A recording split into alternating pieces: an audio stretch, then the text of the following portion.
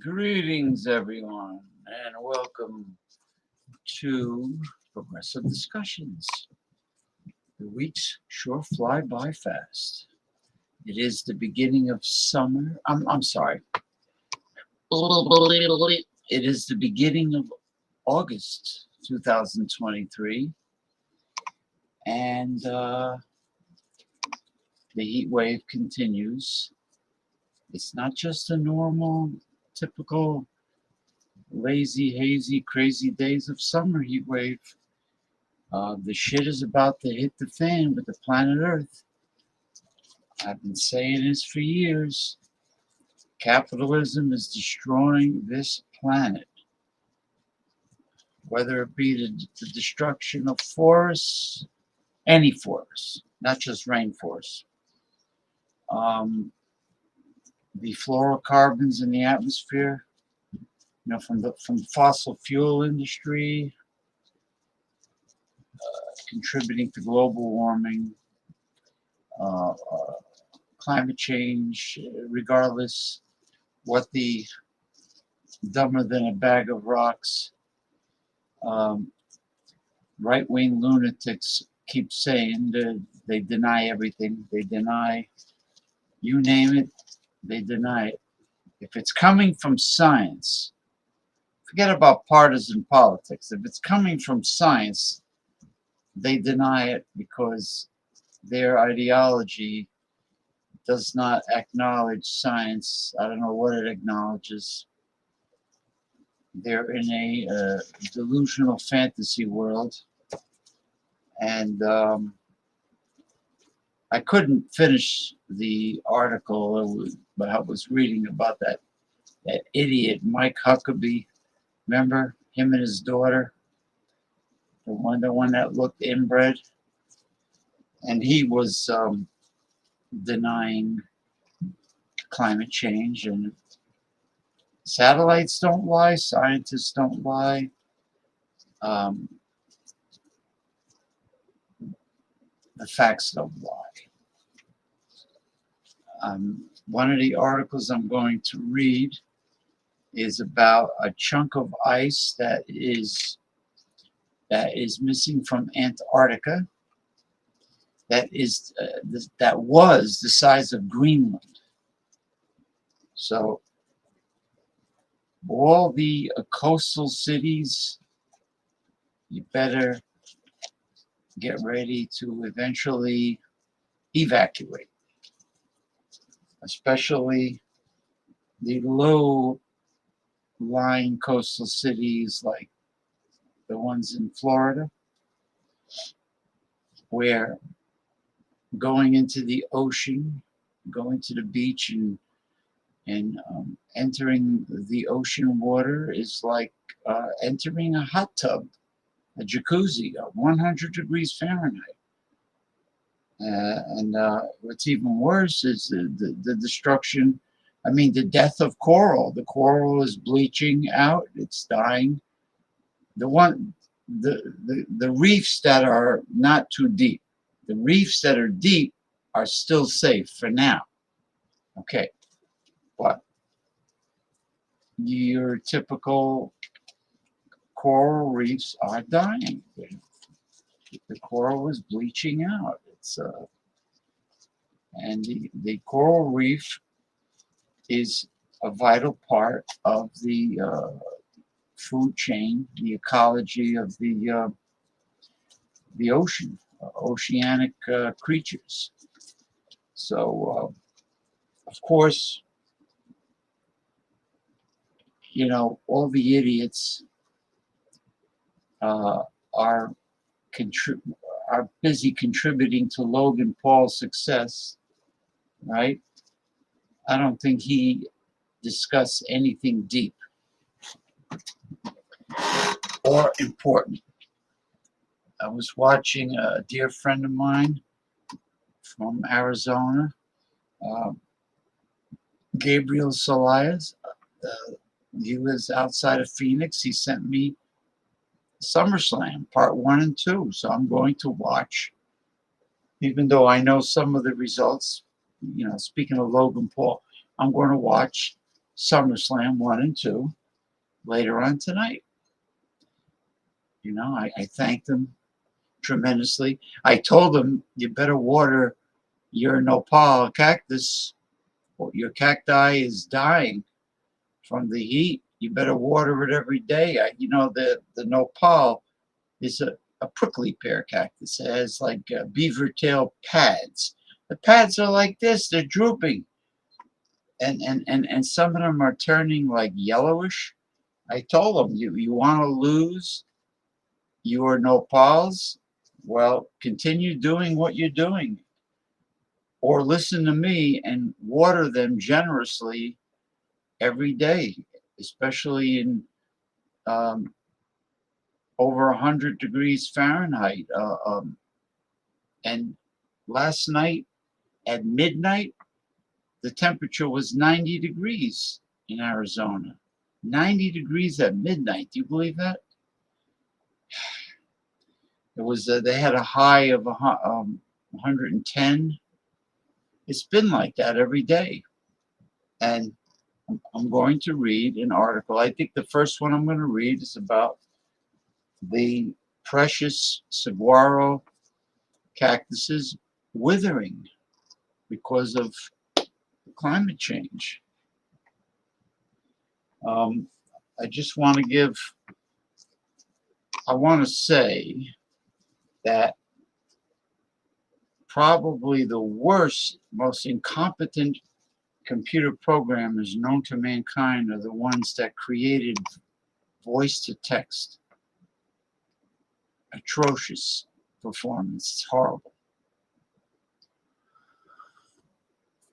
I got my combination chai tea with peppermint and a lime wedge.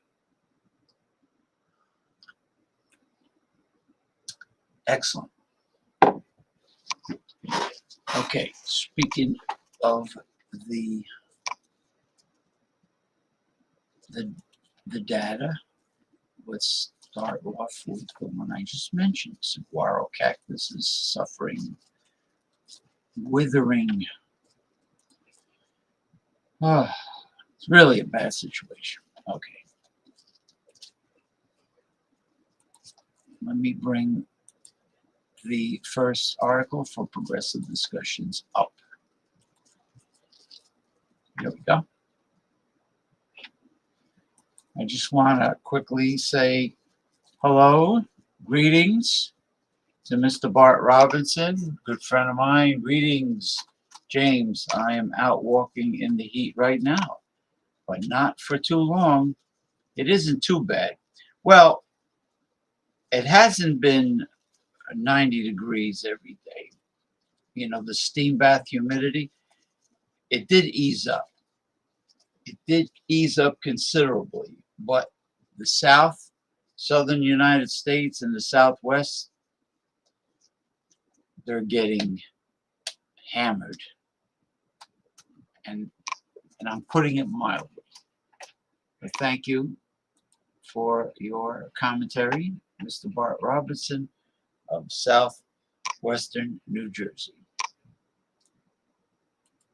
Phoenix's extreme heat withers saguaros, trademark cactus of desert landscape. Yeah, and you know how old, you know how many years it takes for a saguaro to get this big? Hundreds of years old. It takes a hell of a long time just to grow one arm on the saguaro. Cactuses are commonly assumed to be made to endure scorching heat, but even they have their limits, as has been shown recently. Look at this. Look at this. Oh my God. A damaged saguaro cactus on Thursday in Mesa, Arizona. Look at that poor natural historic landmark of the American Southwest in northern Mexico. Oh boy. After recording the warmest monthly average temperature for any American city ever in July, Phoenix climbed back up to dangerously high temperatures on Wednesday. That could mean trouble, not just for people, but for some of the region's plants too. Residents across the sprawling metro are finding the extended extreme heat has led to fried flora. Nurseries and landscapers are inundated with requests for help with saguaros or fruit trees that are losing leaves. Phones have been ringing nonstop about everything from a cactus to a citrus tree or ficus, said Sophia Booth, a landscape designer at Moon Valley Nursery. I don't need Sophia Booth to landscape my property if I had anything in the desert. I know exactly what I would do. A lot of people are calling and saying their cactus is yellowing really hard, fell over, or like broken arms, that sort of thing. 20-year-old trees are losing all their leaves or they're turning a crisp brown. Okay, at the Desert Botanical Garden, 3 of the treasured institution's more than 1,000 saguaro cactuses have toppled over.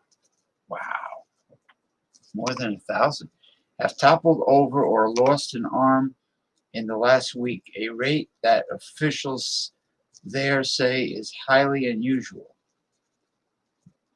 These saguaros, a towering trademark of the Sonoran desert landscape, were already stressed from record-breaking heat 3 years ago. And this summer's historic heat, the average temperature in Phoenix last month was 102.7 degrees Fahrenheit, which is 39.3 Celsius. Turned out to be the cactus needle that broke the camel's back. And the writer has a sense of humor, apparently. Saguaros can live up to 200 years and grow as tall as 40 feet, which is 12 meters. I know. I stood next to a saguaro in southern Baja, Mexico, Baja, California. And it cast a big shadow. Some in the Desert Botanical Garden date beyond its opening 85 years ago. And the largest there measure almost 30 feet, was 9 meters, according to Kimberly McHugh, the garden's chief science officer. Okay. People commonly assume that cactuses are made to endure scorching heat, but even they have their limits, McHugh said. It wasn't just this summer's 31-day streak of highs at or above 110 degrees, but also the multiple nights when the low never dipped below 90 degrees Fahrenheit. See, I told you. A nighttime low in the desert of 90 degrees Fahrenheit. Nighttime is when cactuses open their pores to get rid of retained water and take in carbon dioxide, she explained. There is hope that the arrival of thunderstorms during the monsoon season, which traditionally starts on June 15th, oh, we're past that. Oh man, could bring more delayed moisture that will help struggling flora. That's not what I hear here.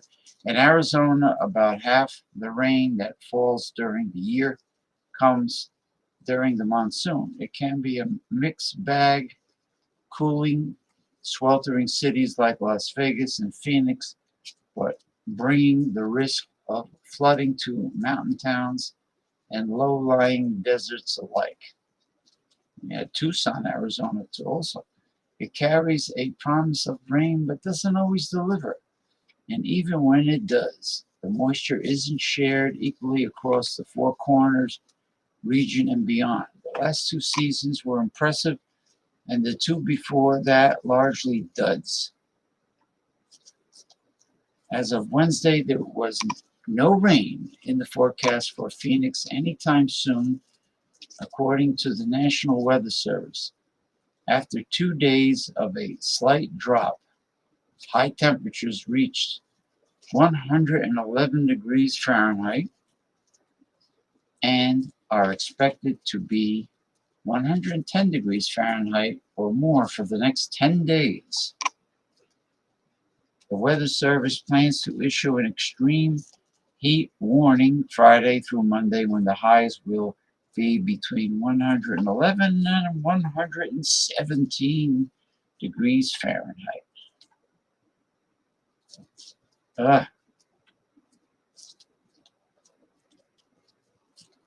Unbelievable, huh?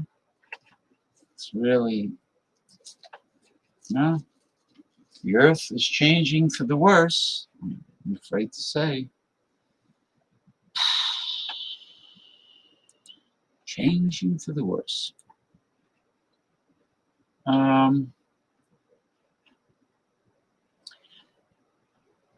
The show has started with environmental information connected to climate change and global warming, as opposed to the partisan politics that I used to rant about in the past. And that is because the survival of Earth's creatures, including Homo sapien, the survival and the health of the planet and all living things on Earth, to me, is a lot more important than squabbling and debating and ranting over partisan politics.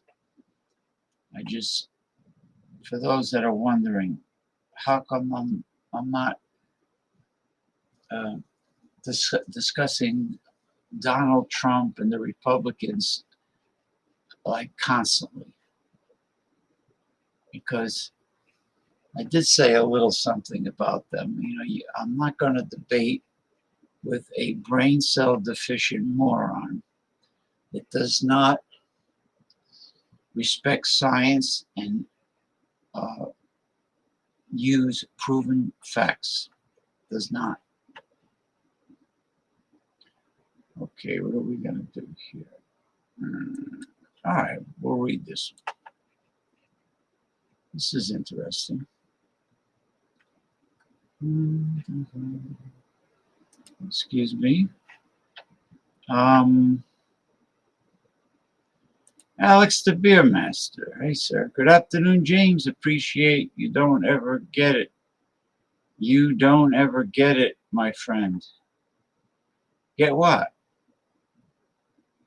I appreciate you. I appreciate you. I put your weekly shows on my food channel, my food group. I'm sorry, group. You're free to post whatever you like there. Bart Robinson. I like summer, but I can't imagine living in Phoenix. It's quite scary, to be honest. Yeah, I mean, they say the American Southwest is a dry heat, and it's true. Under normal circumstances, humid, muggy heat is way more uncomfortable than dry heat. It really is. I've been in the desert. It's really very nice normally, but not what's happening this year. Okay, a pizza oven is dry heat also, but you wouldn't want to stick your head in one. It is scary. What I'm trying to say is, James, don't ever forget it. You're my friend. Oh, thank you, Alex the Beer Master. That was very nice of you. Yeah, I usually, after I finish these articles, that's when I invite panelists. I send out links. Oh man, that's okay. Misprint. Wouldn't it be funny if a girl's last name was Print and she wasn't married, then she would be Misprint. I hate humidity, James. I do not like humidity at all. I know it's very uncomfortable. You feel sticky and itchy, and it feels like a steam bath. It's very uncomfortable. But normally, the dry heat of the desert. I mean, I've been in 100 degrees dry heat in the Sonora Desert, and it was very comfortable for me, to be honest with you. I was doing video chat with Gabriel Salaya. He lives outside of Phoenix, and his cactuses are drooping like this. And I told him, you better water them every day. With this kind of heat, it's not so much the daytime high of 110 degrees. It's the fact that the nighttime low is a sweltering 90 degrees. At midnight, it was 90 degrees.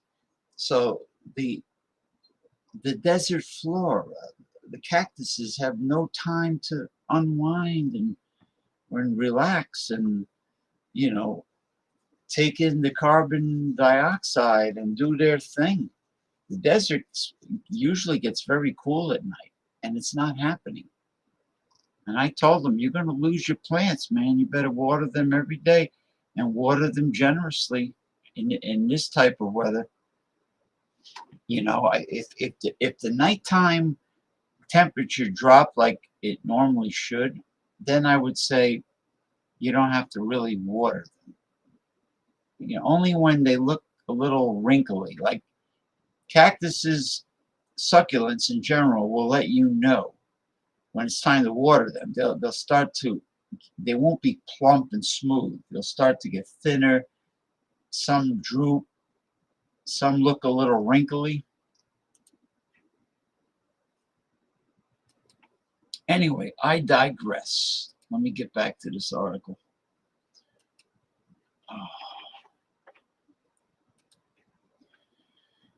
Okay, what we have here, ancient pathogens released from melting ice could wreak havoc on the world. New analysis reveals. Science fiction is rife with fanciful tales of deadly organisms emerging from the ice and wreaking havoc on unsuspecting human victims. From shape-shifting aliens in Antarctica to super parasites emerging from a thawing woolly mammoth in Siberia to exposed permafrost in Greenland causing a viral pandemic.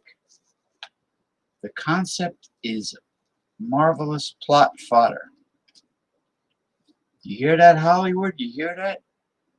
Hollywood producers, there you go. But just how far-fetched is it? Could pathogens that were once common on Earth, but frozen for millennia in glaciers, ice caps, and permafrost, emerge from the melting ice to lay waste to modern ecosystems? The potential is, in fact, quite real. Dangers lying in wait. In 2003, bacteria were revived from samples taken from the bottom of an ice core drilled into an ice cap on the Qinghai Tibetan Plateau. The ice at that depth was more than 750,000 years old. In 2014, a giant zombie pithovirus, Sibericum virus, was revived from 30,000-year-old Siberian permafrost. Wow. And in 2016, an outbreak of anthrax, a disease caused by a bacterium Bacillus anthracis in western Siberia, was attributed to the rapid thawing of B. anthracis spores in permafrost. It killed thousands of reindeer and affected dozens of people. Yeah, these are prehistoric super pathogens. More recently, scientists found remarkable genetic compatibility between viruses associated from lake sediments in the high Arctic and potential living hosts. Bacillus anthracis is a soil bacterium that causes anthrax. And there you go. Microscopic photo. Earth's climate is warming at a spectacular rate and up to 4 times faster in colder regions, such as the Arctic. Estimates suggest we can expect 4 sextillion. That'll be a nice lottery winning, right? $4 sextillion. Microorganisms to be released from ice melt each year. This is about the same as the estimated number of stars in the universe. However, despite the unfathomably large number of microorganisms being released from melting ice, including pathogens that can potentially infect modern species, no one has been able to estimate the risk this poses to modern ecosystems. In a new study published in the journal PLOS, Computational Biology, we calculated the ecological risks posed by the release of unpredictable ancient viruses. Our simulations show that 1% of simulated releases of just one dormant pathogen could cause major environmental damage and a widespread loss of host organisms around the world.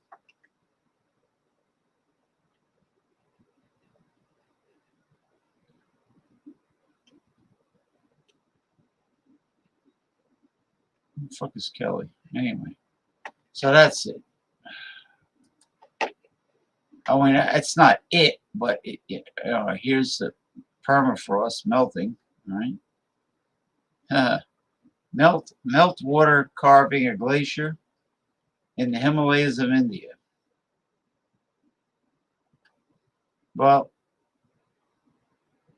you get the gist of this whole thing. Then it mentions extinction and disease, notable viruses such as SARS, CoV-2, that's coronavirus, Ebola, HIV, were likely transmitted to humans via contact with other animal hosts.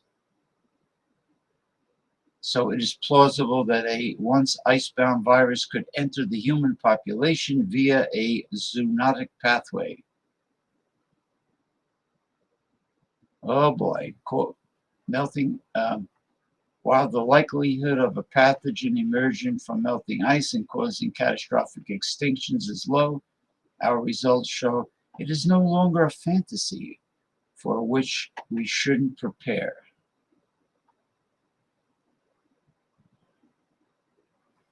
Time-traveling pathogens. Okay. What's going on here? Well, what happened? That never came up? Oh, I must have took it down. I must have took it down. I know I had the article up. I must have just took it down.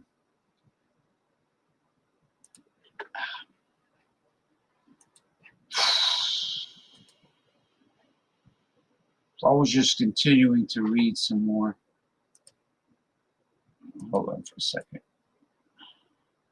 Alex the Beer Master says, "Hey, James, I never even heard of anthrax since 2001. That's the first time I've heard of anthrax until now. Last time I heard about it, it was 2001. Yeah, anthrax is, I'm sure there are different varieties, but anthrax is commonly found in sheep.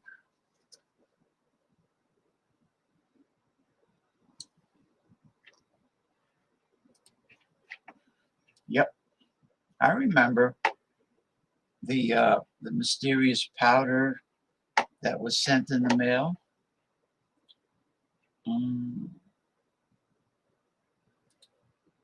Okay. Bear with me. I'm going to try to go through these articles in a timely fashion. What is this shit? 2 ways to read the article. Nah. I'm not joining anything. I'm not paying for anything. I'm not subscribing to anything. I'm not giving you my email so you can bombard me. You can fill up my inbox with nonstop annoyances. Goodbye. But I will tell you pretty much what it says. See, South America is having a heat wave naturally, actually very unnaturally. South America is, in this case, Argentina and Chile are having a heat wave, and it's winter there. You see, anything south of the equator, any land south of the equator, even like Peru, let's say Lima, Peru, okay, or Peru in general, or anything south of Quito, Ecuador, because the equator runs right through Quito, Ecuador. Now, anything south of that, the seasons are the opposite. So it is summer here now. Well, we're north of the equator. Okay, northern hemisphere. Now, they are south of the equator, so they are experiencing winter. See, the opposites. Um, let me go to this one. Okay. Yeah, and they're having a hot winter, which is really bad.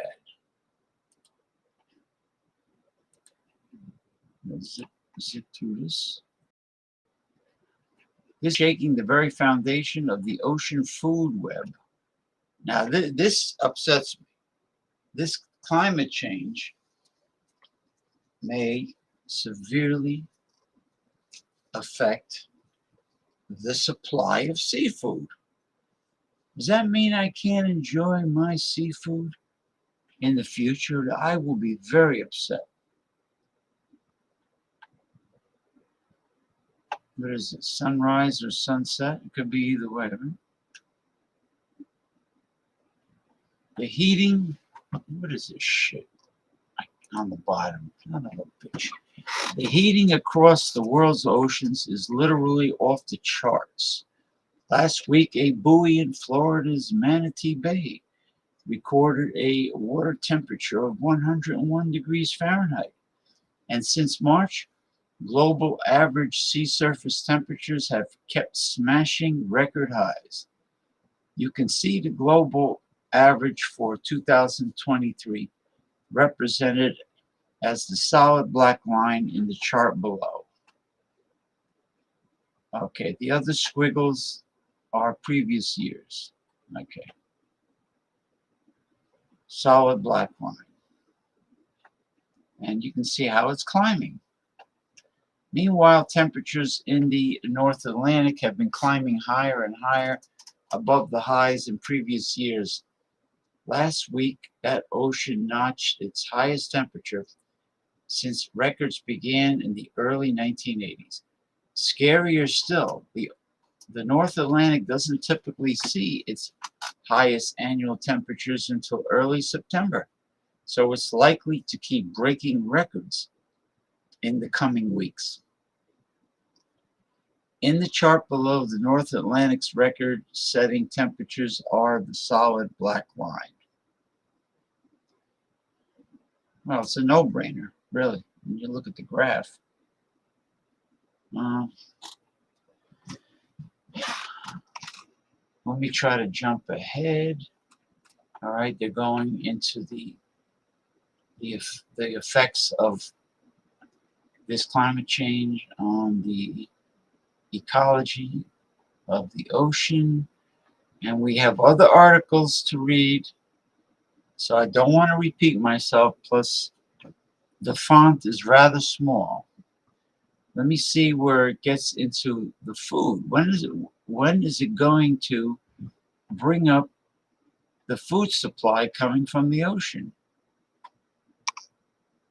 Well, phytoplankton will be affected, and phytoplankton is the basis of at the bottom of the food chain. So yeah, what the hell? Oh, scammer! I got a scammer calling me. What's going on here? International call?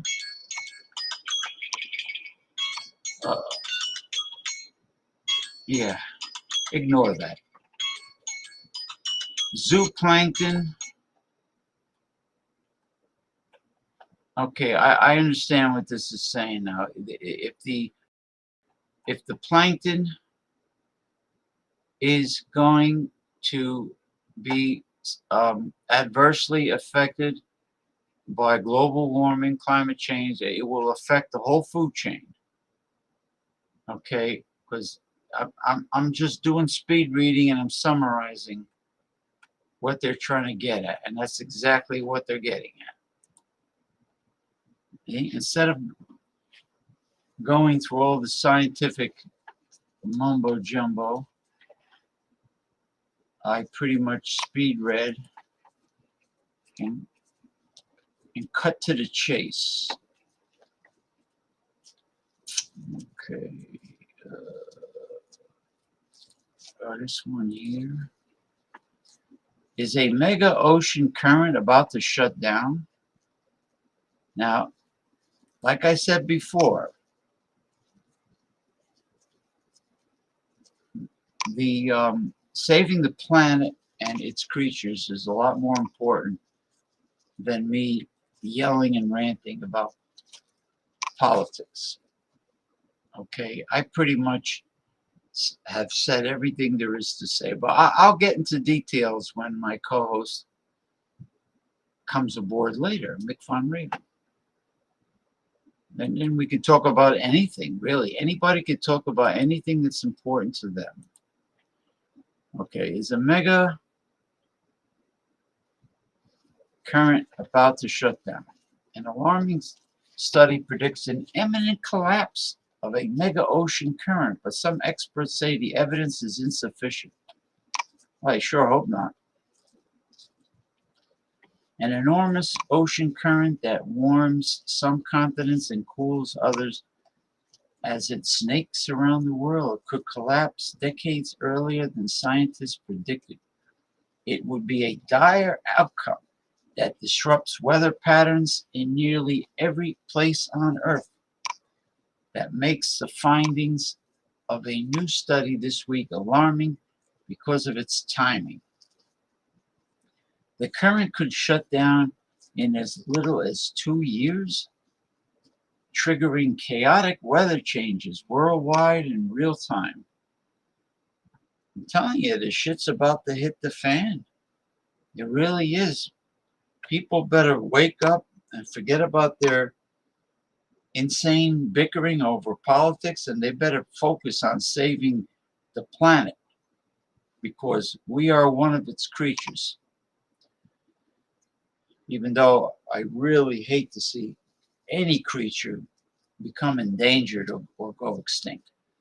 An enormous ocean current, let's see. Okay, but the finding is also controversial. Previous studies have found that the current known as the Atlantic uh, Meri- what? Meridional overturning circulation, or AMOC. Yeah, AMOC my balls. These are acronyms. They always have to make everything complex. It's like having a different password on with every online company and expecting to remember all of them. Is weakening over time. Yeah, okay. But that it's unlikely to collapse before the end of the century. The new study marks the first time that researchers have tried to pin down when the AMOC could stop working. The authors said it could be anytime between 2025 and 2095. Well, that's a big range. 2025 is not far off. All right. All right. I'm not. Yeah. All right. Why is it weakening? Okay. I got to do my speed reading.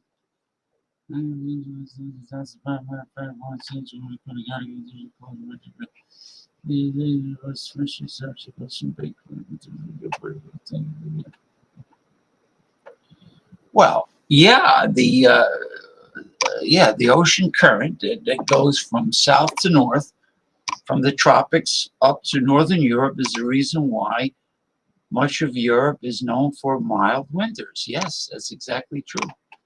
The Gulf Stream. And if that changes, Europe, because of its um,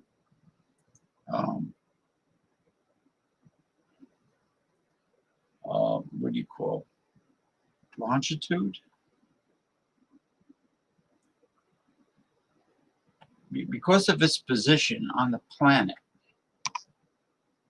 may go into an ice age. That's pretty serious. Is driven by natural variations of the Earth's climate system. That's why it's weakening. But human-caused climate change, did you hear that? Those keywords? Human-caused climate change is also to blame.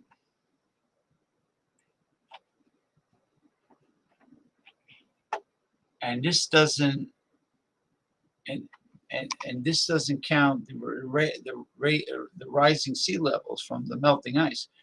Melting ice is a major reason. The vast Greenland ice sheet situated in the middle of the North Atlantic is pouring about 250 billion metric tons of ice into the ocean each year on average. And it's accelerating as the planet warms.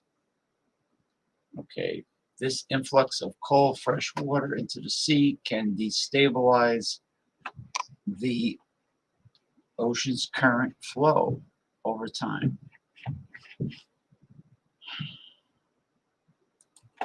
It's a bad situation. That's all I gotta say, my friends. Bad situation. I'm just trying to summarize the data here and not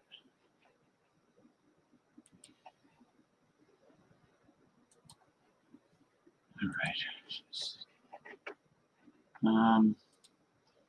A seismic shift. Earth's plate tectonics recently underwent a fundamental change.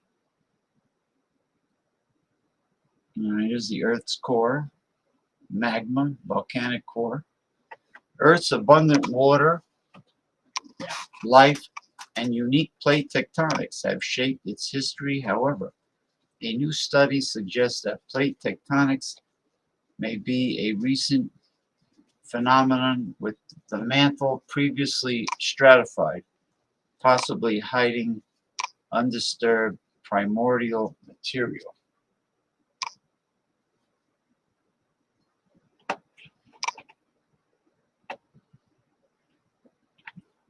Now what? Expand to show full article. So it's not allowing me. No, there we go.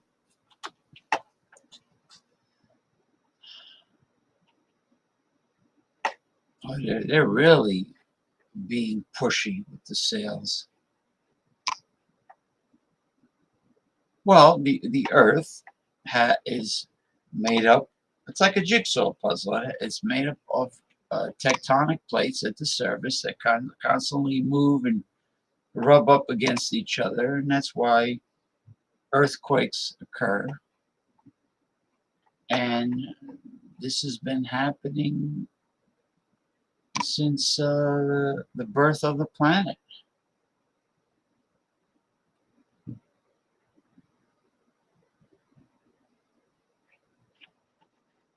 Okay. All right. You know, that's pretty much what it's saying without going on and on and on.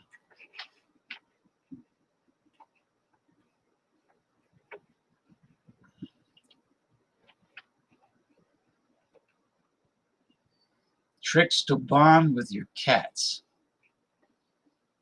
I had a couple cats one time in the 1980s. Two female tabbies, Samantha and Sabrina. One was an orange tabby, one was like this one. And they were very friendly and affectionate, and you know, it's really easy to bond with these pets, with these animals. It's not difficult. You just have to treat them properly, give them attention, love. Okay.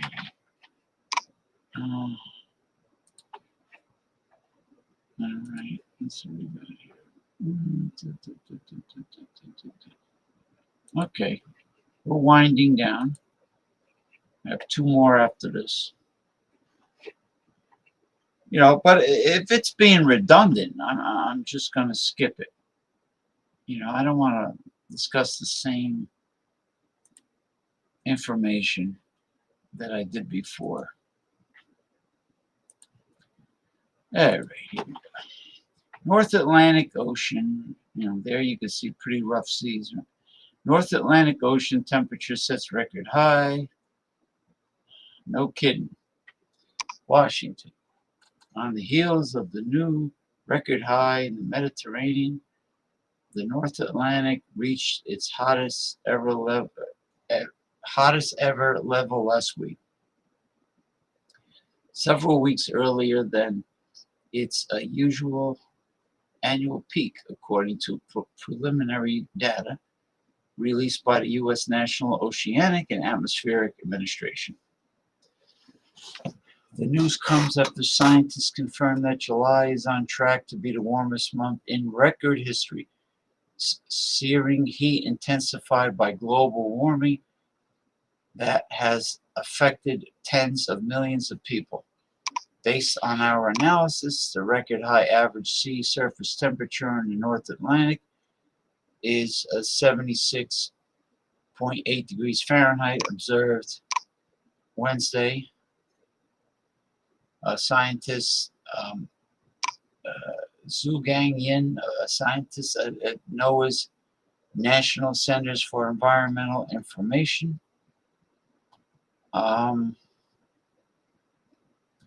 the record is particularly startling as it comes early in the year. Usually the North Atlantic reaches its peak temperature in early September.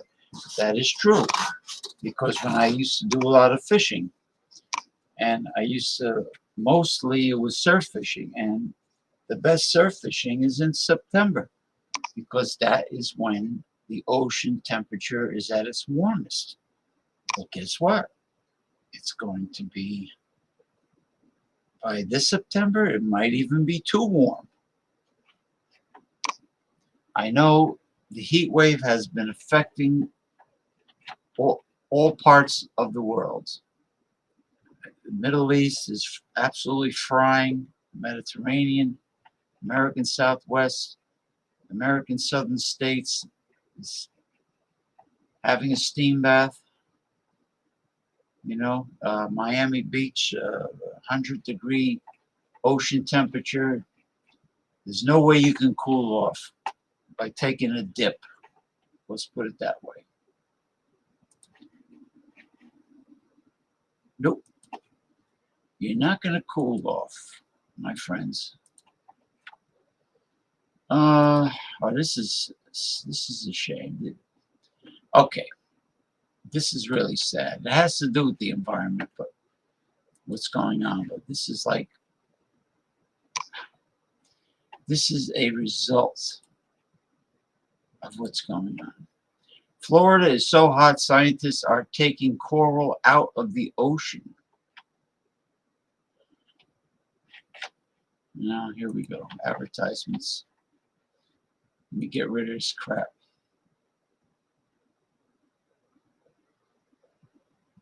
Gee. Fragments of coral safe in the living gene bank. Oh, they're confiscating live coral at the Reef Institute.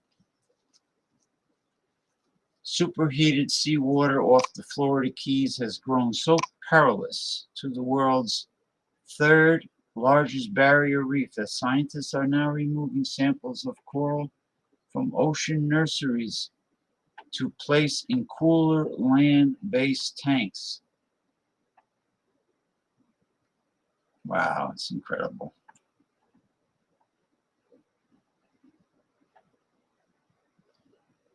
Sea temperatures off Florida have risen to extraordinarily highs this month, presented a severe threat to the barrier reef. Hot water is not good for any marine organism, whether it be coral, fish, or lobster. So we run the risk of having massive fish die-offs, sea turtle die-offs, things like that, said Alex Neufeld, projects coordinator with the Coral Restoration Foundation. Surface water temperatures rose above 90 degrees Fahrenheit. This is the surface temperature when you first stick your toes in the ocean. Several days earlier this month, and on Monday, it hit a record 101.1 degrees in Manatee Bay, a sound near Key Largo. I've been there several times. All parts of the Florida Keys. Coral can routinely survive sea temperatures between 70 and 84 degrees Fahrenheit.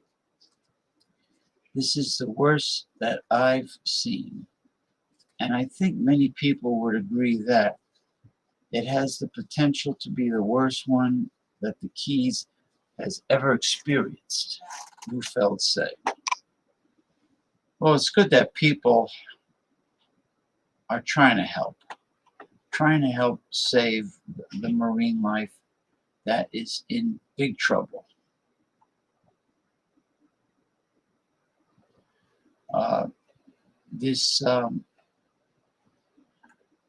Well,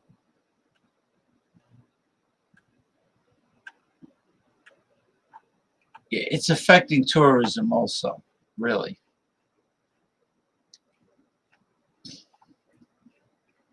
It's affecting fishing. It's affecting people that make their living down there off the reefs. People do not want to come down to Florida to see dead coral. That's for sure. Florida's, according to the National Oceanic and Atmospheric Administration, Florida's coral reefs generate $2 billion in local revenue and 70,400 full and part-time jobs.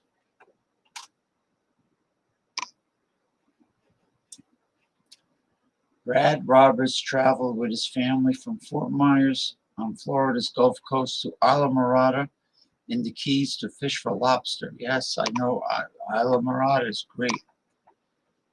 It's the only place in the Keys that has an actual resort.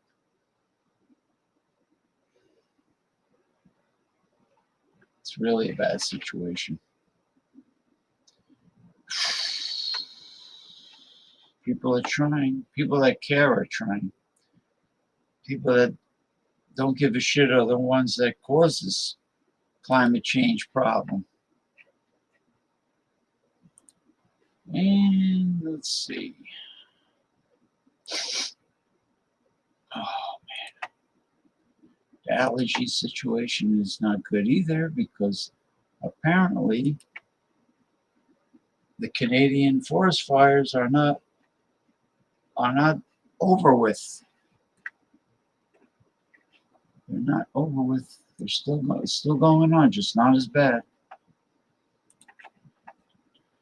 Okay, the last article has to do with the chunk of ice lost from Antarctica that is the size of Greenland.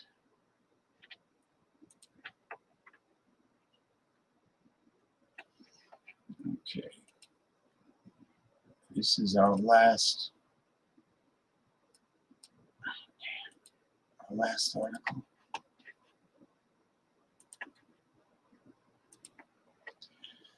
Antarctica is missing a chunk of sea ice bigger than Greenland. Oh, bigger. Wow. What's going on? Antarctic sea ice.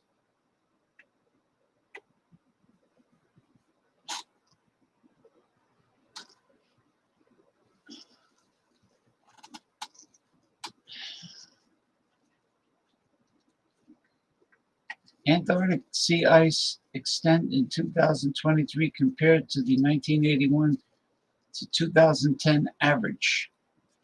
Deadly heat waves, raging wildfires, and record global temperatures are upon us. But far from the flames, At the southernmost tip of the planet, something just as shocking is unfolding. It's Antarctic winter. That's true. Antarctica is south of the equator, a time when the area of floating sea ice around the continent should be rapidly expanding. This year, though, the freeze-up has been happening in slow motion. After reaching a record low minimum extent this summer, there is now an area of open ocean bigger than Greenland. If the missing sea ice were a country, it'll be the 10th largest in the world. Who cares about Antarctic sea ice? In the face of more immediate climate concerns, why does Antarctic sea ice matter? Floating sea ice is a pivotal climate puzzle piece. Without it, global temperatures would be warmer because its bright white surface acts like a mirror, reflecting the sun's energy back to space. This keeps the Antarctic, and by extension the planet, cool. Antarctic sea ice also plays a particularly important role in controlling ocean currents and may act as a buffer that protects floating ice shelves and glaciers from collapsing and adding to global sea levels. In short, the loss of Antarctic sea ice matters for the whole planet. Southern Sea Ice, a short story. I hope it's a short story. Doesn't look like a short story, but oh man, every year, well, I'll read some of it. Every year, Antarctic sea ice undergoes a transformation. From its summer minimum in February, its area increases more than sixfold during the winter freeze-up, which reaches its height in September. A clear way to monitor the health of Antarctic sea ice is to track these peaks and troughs. All right. Records began in 1979 and until 2015, the yearly average extent of frozen sea ice around Antarctica was increasing ever so slightly. Yet in the past 7 years, Antarctic sea ice has changed dramatically. After a record high 2 years prior, the amount of sea ice fell dramatically at the end of 2016 to a record minimum in February 2017. This was followed by successive low years, with the southern hemisphere summer record again being broken in February 2022. And most recently, a new lowest extent of 1.79 million square kilometers being recorded in 2023, a fall of nearly 10% from last year's summer record. Since February 2023, slow regrowth has meant sea ice has fallen further and further behind where it should be for the time of year. And now in July, what we're seeing is truly remarkable. A complex picture. Antarctic sea ice and how it's affected by climate change has been so hard to understand because there are so many factors at play. Wind patterns, storms, ocean currents, and air and ocean temperatures all affect how much of the sea around Antarctica is covered by ice, and they often push and pull in different directions. This means it can be hard to link the behavior of Antarctic sea ice in any particular year or over several years to just one factor. Okay, that should do it.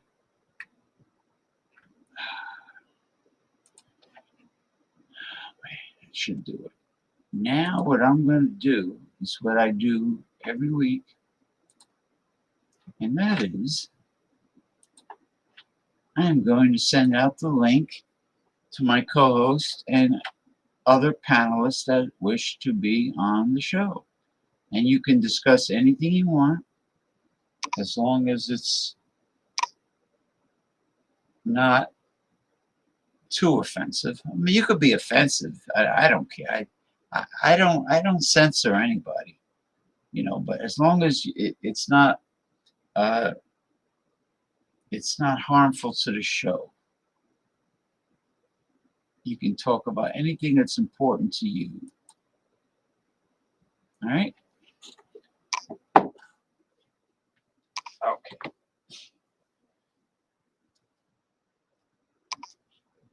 Bear with me. I always say that. Bear with me.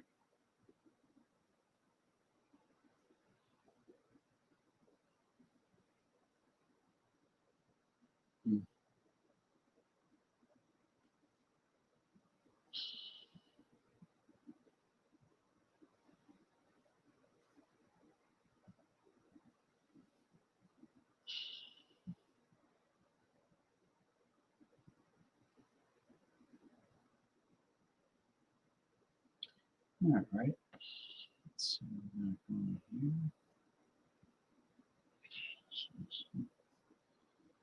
I'm still with you. I'm just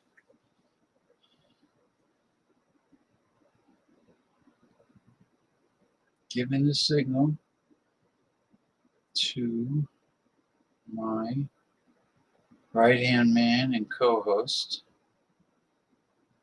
Mr. Miquan Raven from Chicago, Illinois, just to make sure he receives it. I'll let you know if he received it. It's 84 degrees right now. So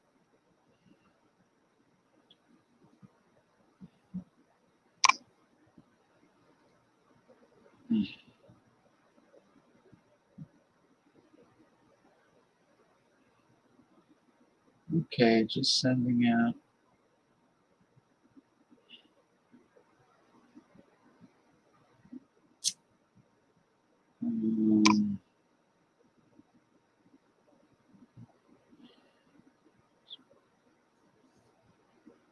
Okay.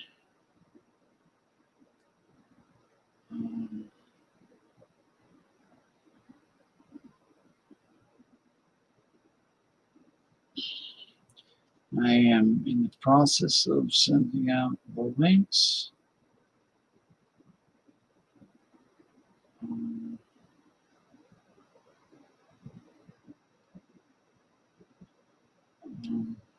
That's, no, it's done. Got it.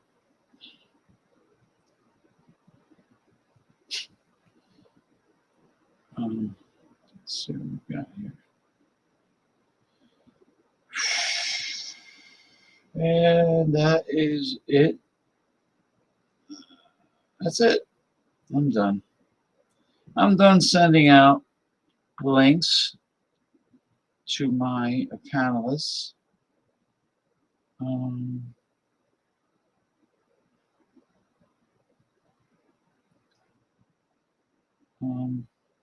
Let's see.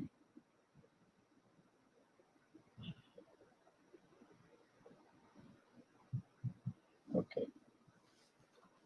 While I wait, I will have a sip, or maybe I should get a refill of my special tea.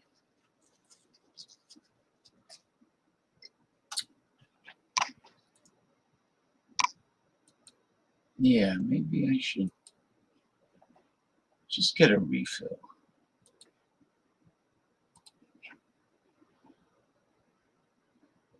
I'll be back in a flash. Not even a minute. I'll be back. I'll be back.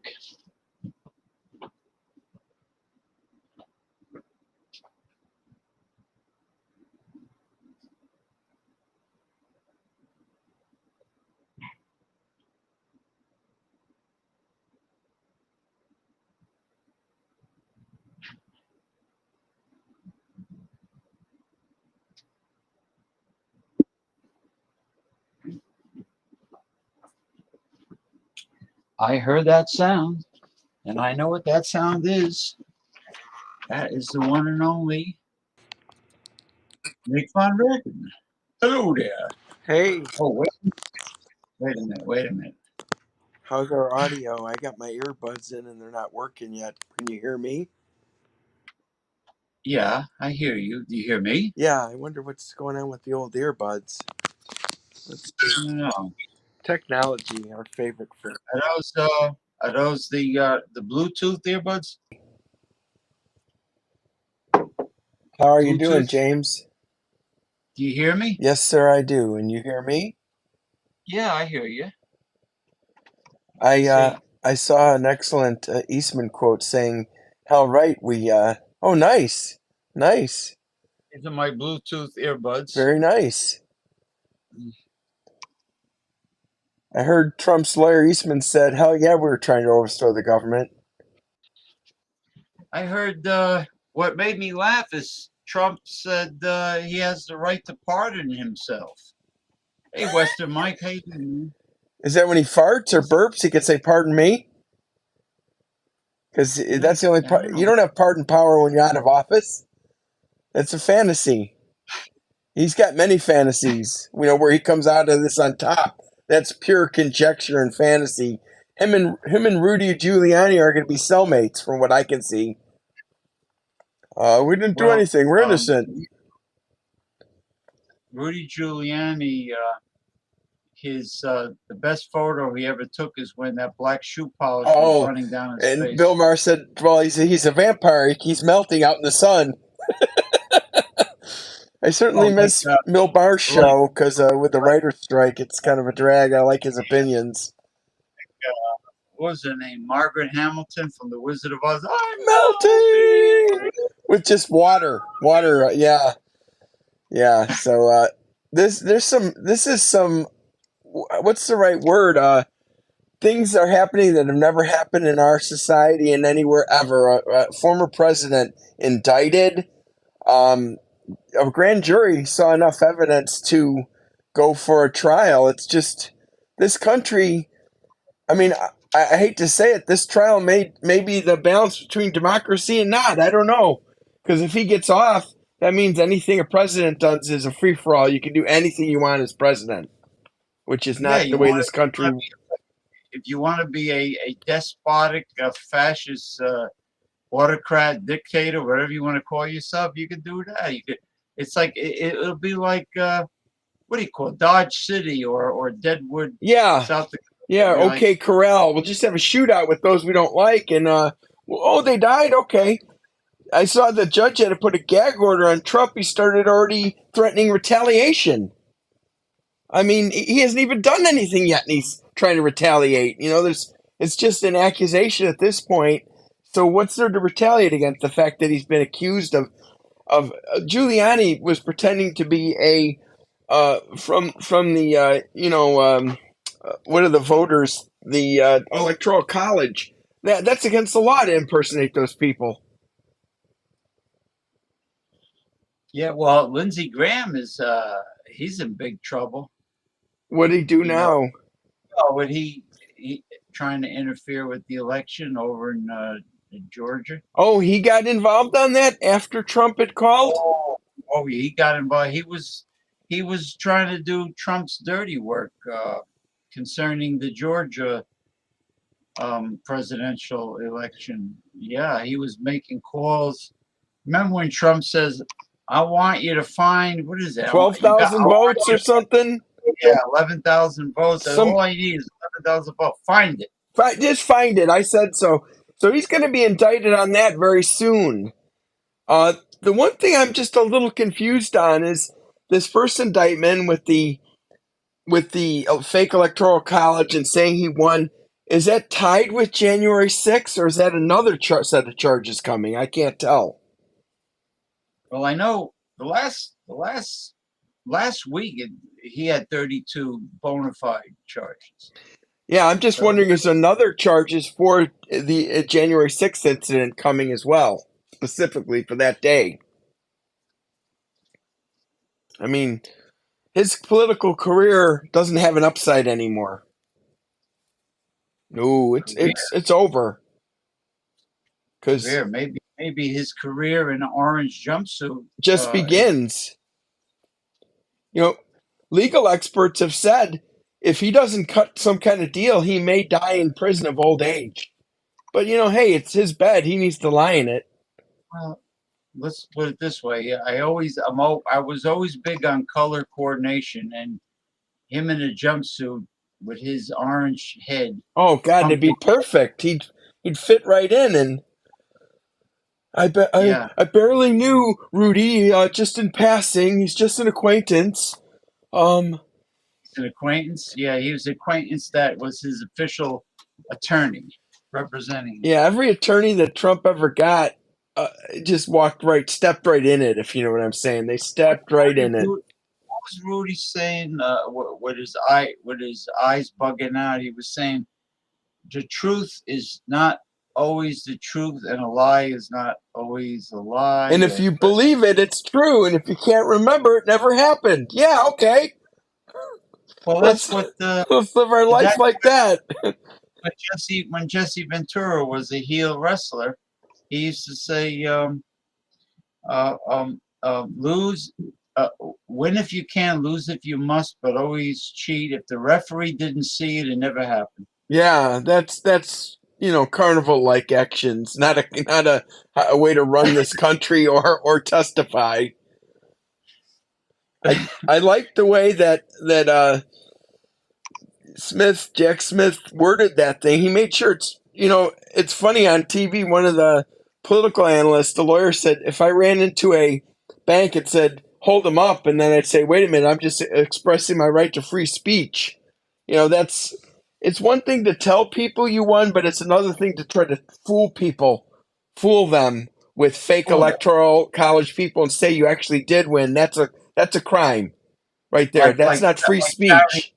like shouting fire in a crowded theater. Yeah, that's not free speech. That's abuse of power. It's abuse of you can't do it. I don't care what the First Amendment doesn't cover treason.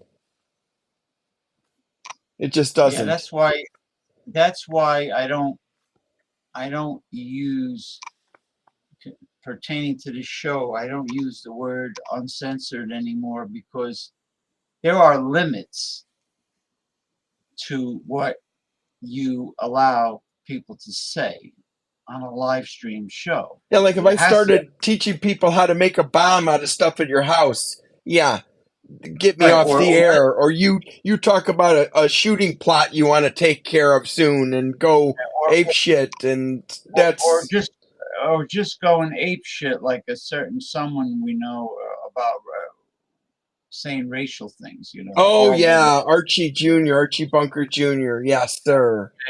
Except Archie was had a Smarter, learned. no. Archie Archie would say things in a calm, sarcastic way. Yes, yes, He didn't like rave like a lunatic. yeah, and you know, Yeah. race is overly important. It's the content of someone's character that matters, not their race. Well, the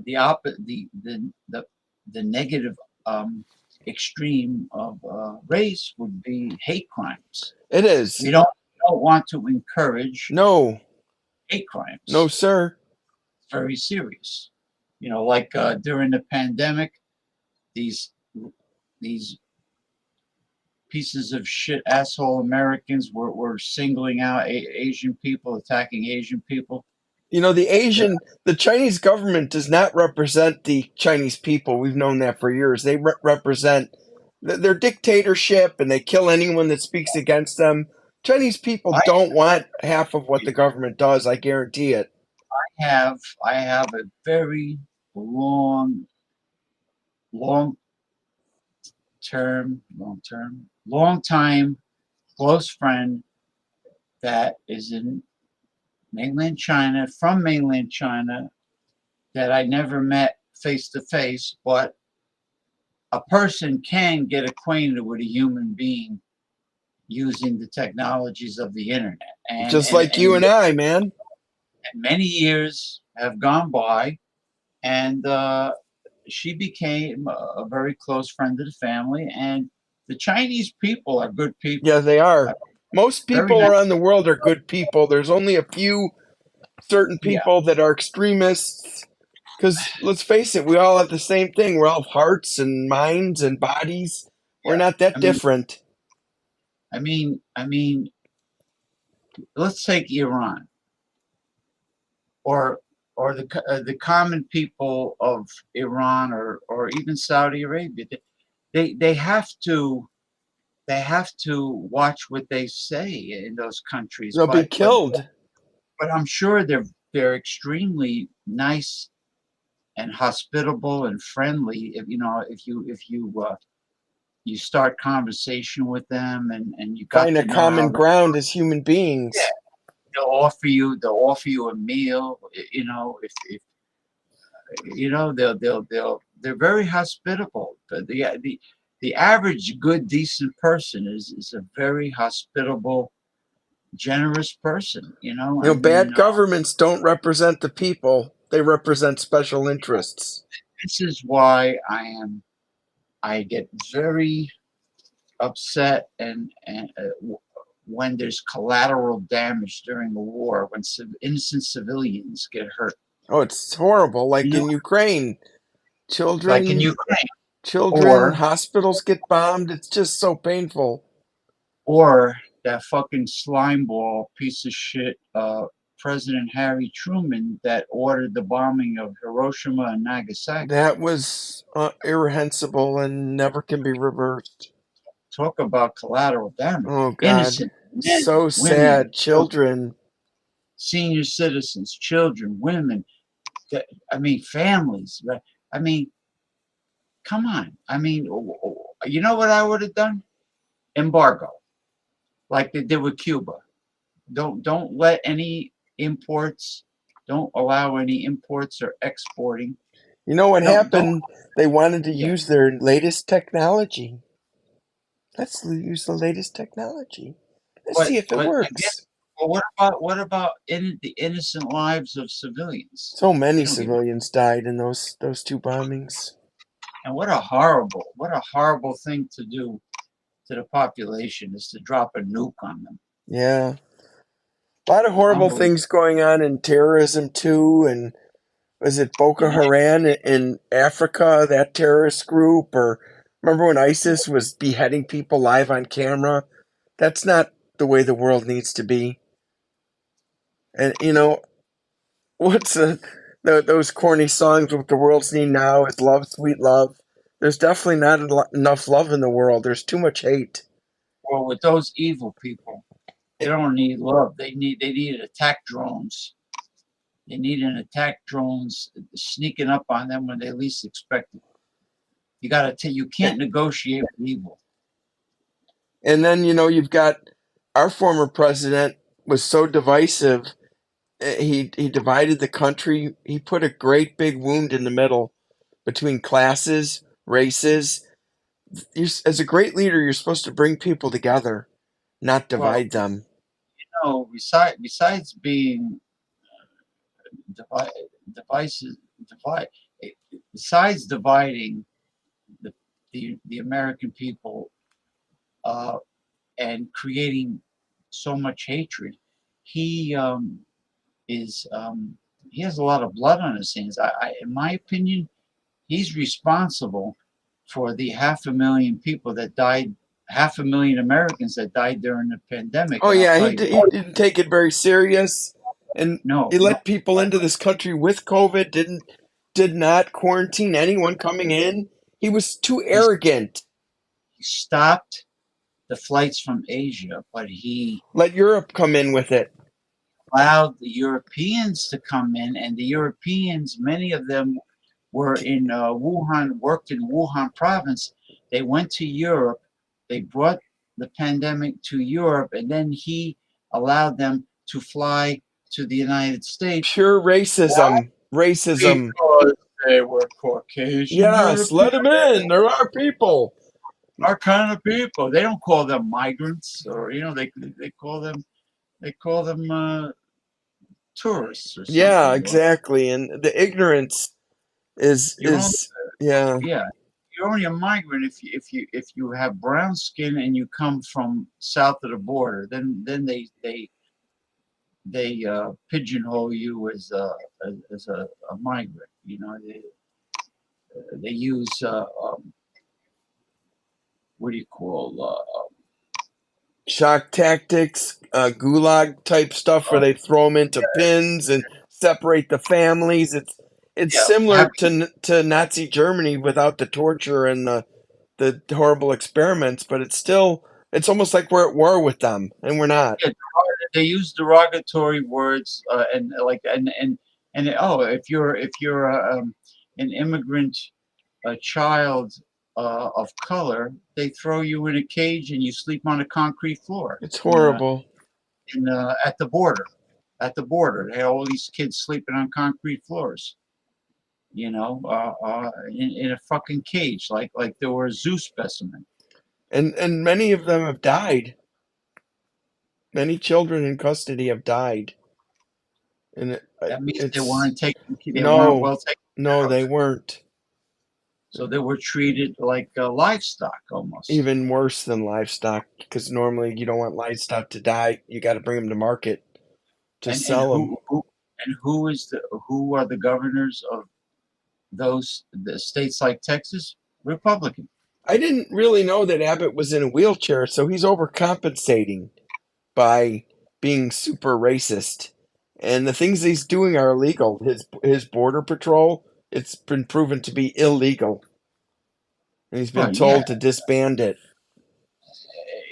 I mean, FDR kept it kept it a deep secret that he was post polio syndrome in a wheelchair. Oh I yeah, had no I had no idea because he felt until it took away from his strength as a leader.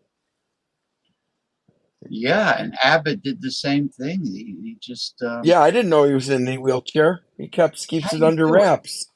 How do you how do you now you see how the media is.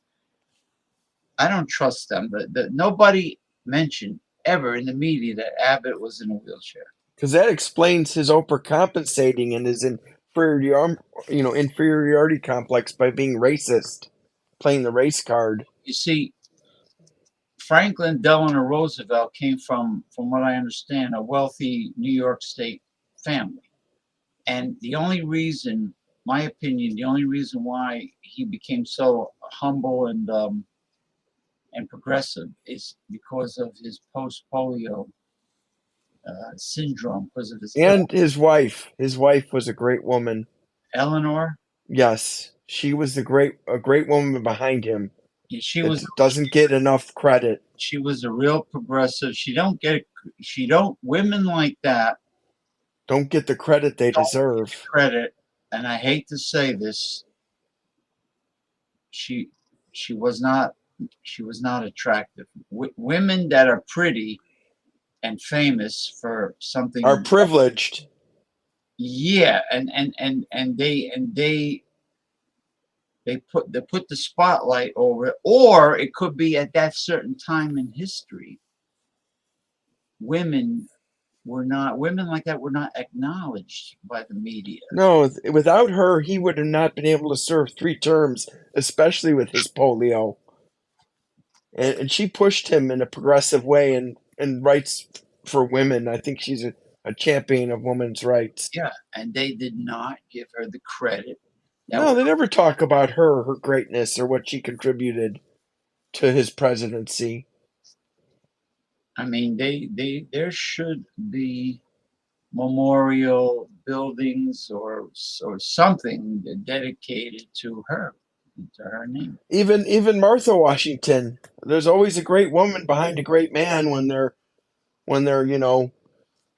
traditional marriages. I don't know about same sex yet. We haven't gotten that far through history on that, but traditional marriages, there's always a great, great, great woman behind a great man. And When Betsy Ross created the first flag, yes, it was made of hemp. she was another great one. It was hemp. The first And flag was made of hemp. you can't cancel people that actually had owned slaves during slavery. they didn't do anything the Bible didn't tell them to do. Well, Bible didn't condemn slavery ever. it I'm was not saying it's right, but it was a different time. it was the life, like for instance, George Washington, Thomas Jefferson, all those guys were big landowners. They had plantations, okay, and they didn't live in the deep South, but at that time they had slaves. Now, perhaps they were very kind and good to their slaves. They didn't mistreat them, but that was the life back then. That was Washington's father died when he was young, and without those slaves, he wouldn't have been president and wouldn't have helped found this country. Those slaves saved his family. no, I believe it. I believe. Well, he must have been kind to them. If you abuse them, they're sure as hell not going to save your ass. You can't cancel him now because of that. No, You no. can cancel modern day pedophile and celebrities like Michael Jackson. He can be canceled as far as I'm concerned. He didn't do great things for this country. No, a pedophile. So all these cancel culture and the oversensitive and Ra- a, you have a, to a gay pedophile racial pedophile because he only liked young white Caucasian boys. white. That's really sick. Yeah, Just sick. no, I have no respect for him. It's Oh, despicable. Lady Godiva was a freedom rider, and then there's more. All right, Yeah. Ronald J. Terrio, right? Stop cancel culture. Oh yeah. Respect and learn from history. Don't cancel history and don't burn books and don't do it. I like that. I like to pick the image of that smiling man on the box of Uncle Ben Rice. I mean, It's bizarre. No. Aunt Jemima is a people is a bad like Uncle Tom term. I don't know. I just it's cancel this, cancel that, cancel the world. people have nothing better to do with their time. They have too much time in their hands to worry about stupid things like taking The un down a statue of statue. Stonewall Jackson. But that's history. Stupid, That's part of stupid. history. That's history. History. Now, without historic landmarks, that takes a lot from the education of young people in school. Historic monuments should never be vandalized and touched. What's that phrase? Those that do not learn from history are damned to repeat the mistakes from it. Yeah, they're doomed to repeat. Yes. So learn from history. Don't cancel it Don't ever. cancel Yeah, we're not canceling anything on this show. this old buttercup. Don't cancel old buttercups out there. Oh, I had another faux with a dying culture Facebook. 3 timeouts in a row for crimes committed that I'm not aware of, and I reposted a funny thing that I had posted. It said it was a picture of Zuckerberg. It said, "Feel free to say anything I want. Feel free to speak whatever I want. You could talk and say, but you must say what I want you to say." Yeah, he And loves he loves to he loves control. he loves to see who says anything critical about him. He's a narcissist. He's a Oh God, yeah. maniacal. Hello. Hello, Hello. Greetings and salutations. Hello to Happy you, James. Happy Sunday.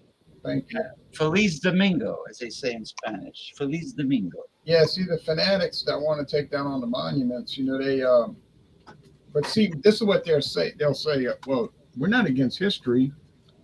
We just don't want to honor these traitors. These people were traitors. We should not honor these slave-holding traitors Well, the founding fathers were slave owners. and traitors because Yeah, they revolted against Great Britain. So they were all traitors, right? Yeah, oh but God. the thing is, that was what I was telling Mick, is that was the life back then. That's the only life people I knew. know. I was listening. You know, it's like when women had a different role before the feminists sabotage everything. Women were treated as inferior minded, which is, bullshit. No, they kept the family together. They were the glue that kept families together. They took care of the kids. Somebody has to take care of the kids. They took care of the Yeah. home. People did not get divorced back then. You were married for life. Now people get divorced at the drop of a hat. Yeah, but you know what? My grandparents on my mother's side technically should have gotten divorced because they fought like cats and dogs. I know, I understand. I'm just But they, talking about the way things used to be. but they had different.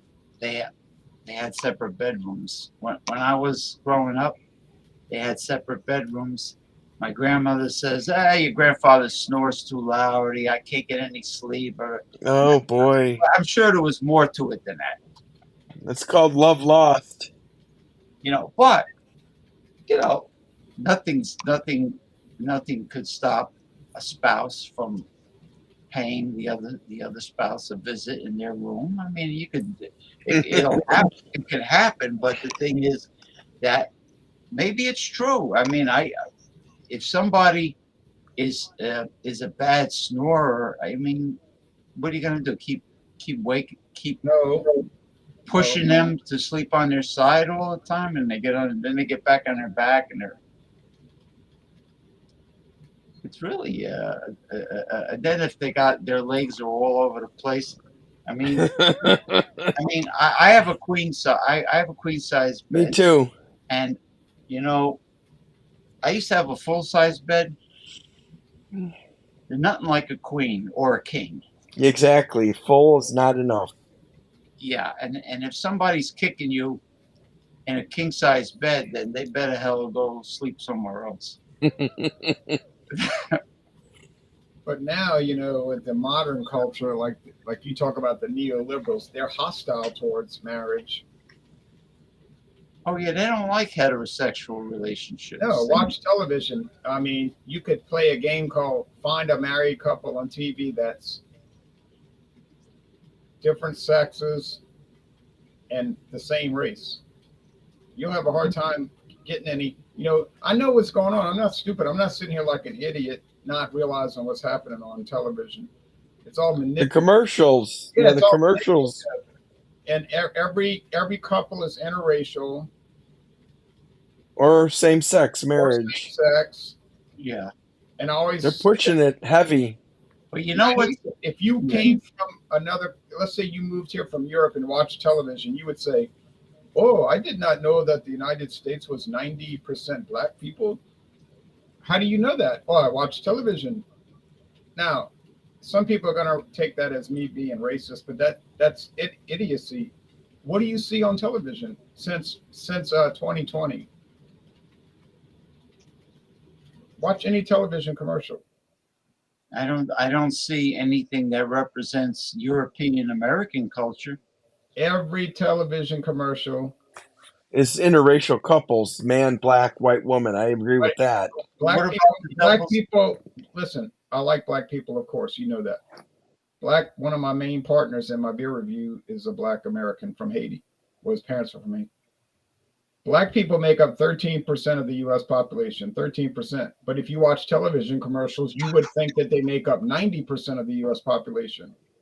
Well, they're trying to sell them products, and also I think there's a certain brainwashing going on with those commercials. Well, the reason is because of the George Floyd thing. Now all the companies say, oh, we got to make virtual reparations via television commercials, and we're going to make it up to these people. And in a way, it's big business is very tricky because in a way, big business is saying this is how big business thinks. These people are so dumb. I'm speaking in the name of big business, woke corporations. These people are so dumb. We'll just put them in every commercial, and then they'll think that we are just a big woke company. We're all for the black people, and they won't question. They won't say, "Hey, this is a little strange that we're in 90% of the commercials. Maybe we're being pandered to." These people are pandering to us. You know, the company's thinking they're so dumb they won't think that, but that's what the companies are doing. They're pandering to these people. They look Yeah. down on them. They're looking at them like this. Corporations.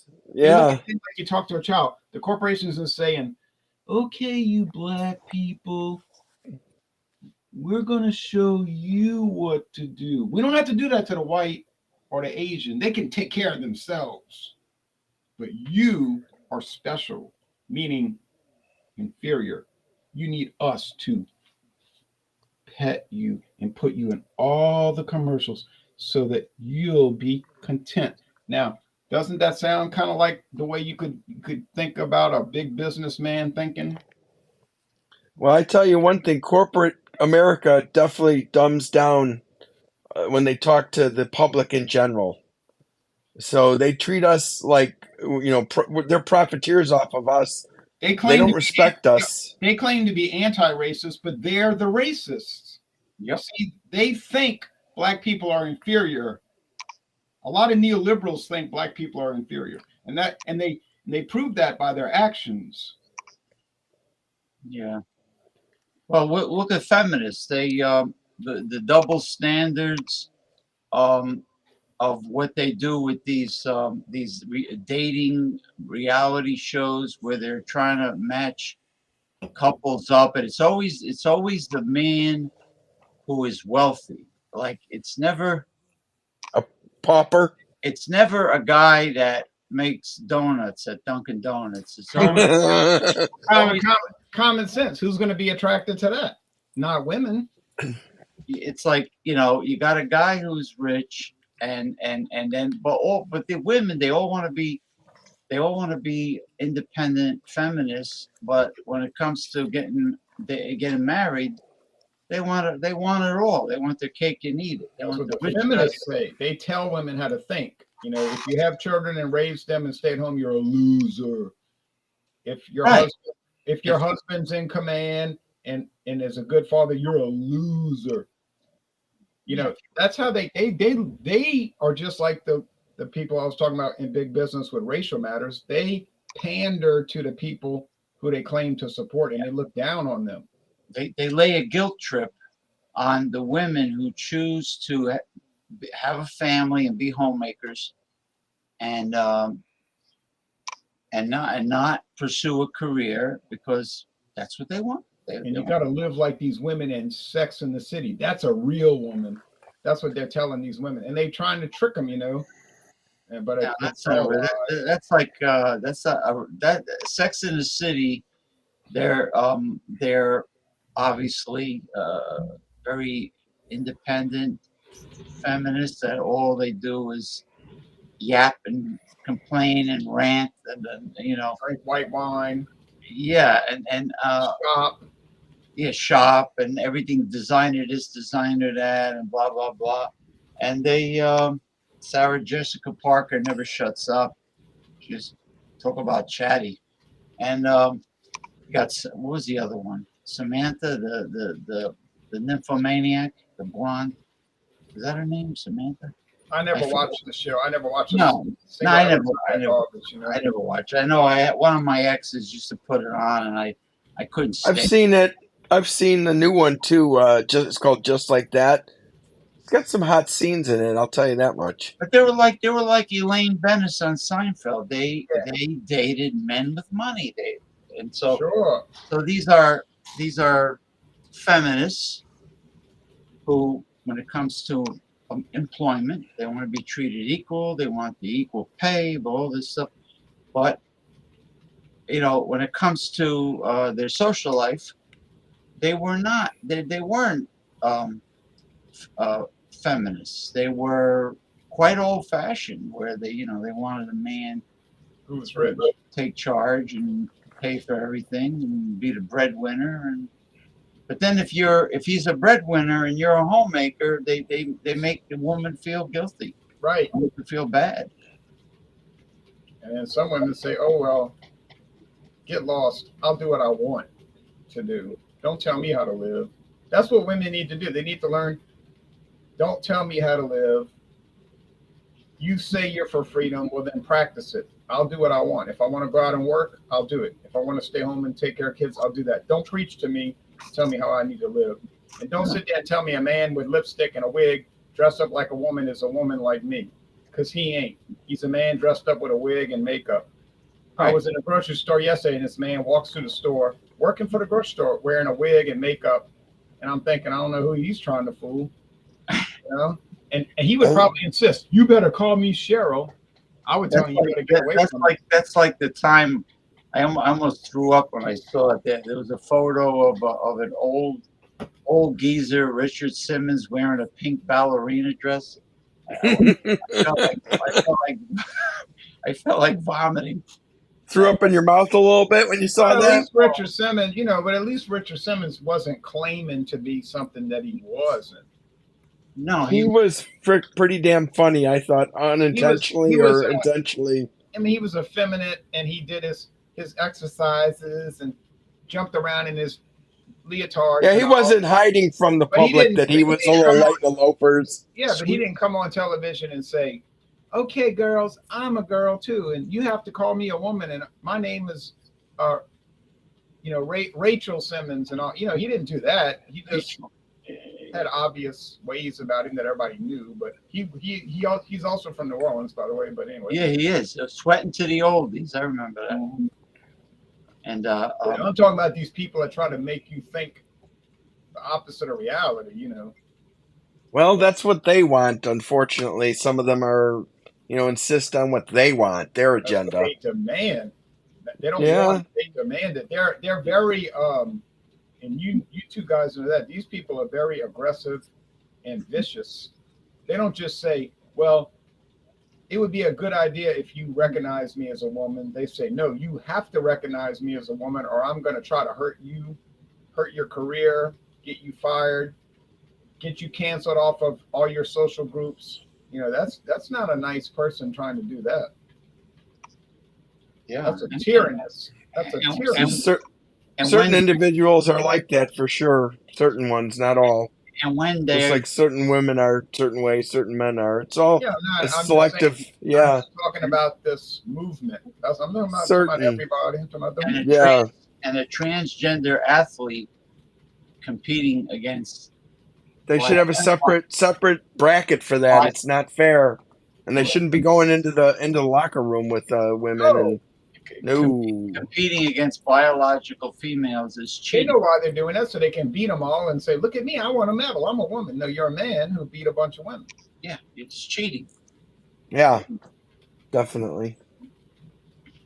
And then, the neoliberals will say, "Oh, so what you're trying to say is that women and men are not equal."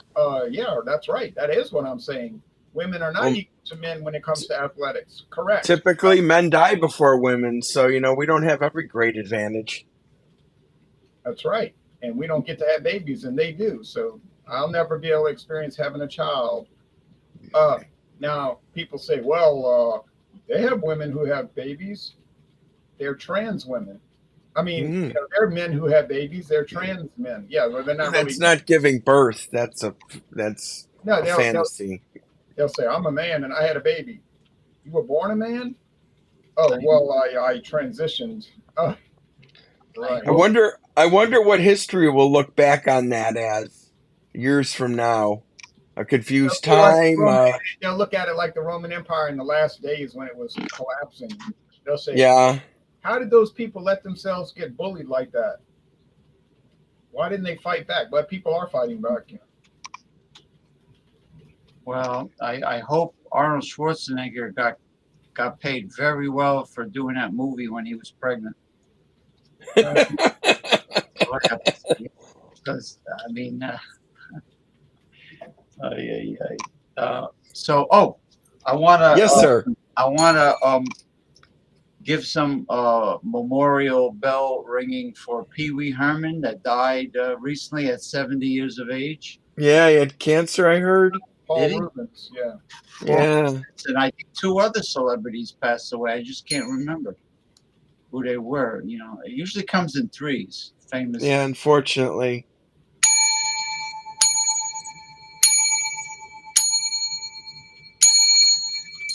All right. right, 7 bells. Rest in peace, Pee Wee. Rest in peace, Pee Wee, and You public yanker, you. yeah. Well, I like the puppet he had, Terry Pterodactyl. That was my favorite puppet. I liked him in the Cheech and Chong movies. I'm sorry I took the money. I'm not sorry. He was funny. How many Cheech and Chong movies did he do?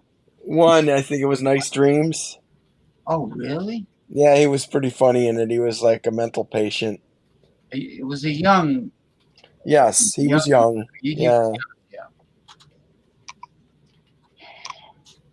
Yeah, God rest his soul. Yeah, well.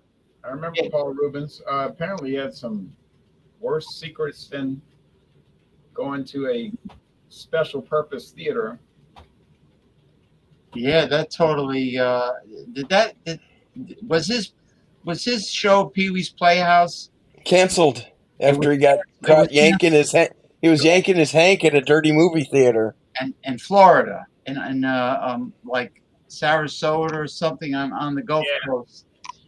And apparently he lived down there, and that's when they canceled the show. Pee Wee's Playhouse. Yeah, he lived there his whole life. That's where he grew up.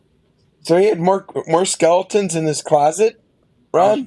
I was reading about him after the day he died. He got in trouble back years ago for having certain photos on his computer. Oh boy. Uh-oh, here we go. Child pornography? I ain't talking about dog and pony shows. I'm talking about things that get you in big trouble. So, yeah, kitty porn. It's evil shit. You remember Ronald, do you remember a cooking show called The Frugal Gourmet? By another molester. Yeah. Jeff Smith. Yeah, he used to molest the young boy interns on his show. Well, his own kids, I believe. Yeah, his own kids too, and they sued him. I heard one of the Smothers brothers was a molester. I never heard anything like that. The one with the mustache, yeah. I never heard anything like that. His kids don't talk to him. His kids stopped because he molested. What I do know is that what were we talking about? The Smothers brothers? No, we're talking about Pee Wee Herman. The only Jeff Smith. The only chefs that I ever watched. That's what I was about to say. The only chefs I ever watched was Julia Child, Justin Wilson, and he used to have this Chinese chef, Martin Yan Can Cook. He was a good one. My mother called me from the hospital, tell me go watch him. He's on TV. You know why I watched all his shows? He used to tell jokes and laugh at his own jokes with that with that grin. You know, like he would like he would say, you know, he would tell corny jokes and then he would like laugh at his own jokes. Yeah, that's pretty funny. That's the only 3 cooking shows I ever watched. My mother loved cooking shows also. I watched the ones Ronald mentioned. I watched the Galloping Gourmet, the English guy, Graham Kerr. I watched Nick Stellino, the Italian cook from San Francisco. Ming Tsai, the Asian man. But my favorite was between Justin Wilson and Martin Yan. Now, Julia Child was funny too because she unintentionally, but it was very funny. No, we take the fine young chicken and we put it in a When she had a chicken or a pork loin raw, and she kept spanking the meats before to tenderize it. Yeah, she would like as she's talking, and then she would slap you know, and grab the legs of the chicken or the goose or whatever. There were some pretty good comedy skits. I think there was one Dan Aykroyd did where he was Julia Childs and he cut himself and he was bleeding off. I seem to have cut myself. I'm a little lightheaded. They had a real funny one on SCTV where they had John Candy as Julia Childs and Martin Short as Fred Rogers, and they had a boxing match, and of course Julia Childs beat the shit out of him. That was pretty funny. That was a great one. Fred Rogers was A I think great humanitarian. I think he had a psychology background of some Yeah, sort. he was a great humanitarian. He preached peace, not violence. He was a great man. Very nice man. He put the cardigan sweater on during the show, and um, that's like um, that's like when Jackie Childs told George Costanza to wear a cardigan in court because he he says, I want you to have a Perry Como image. But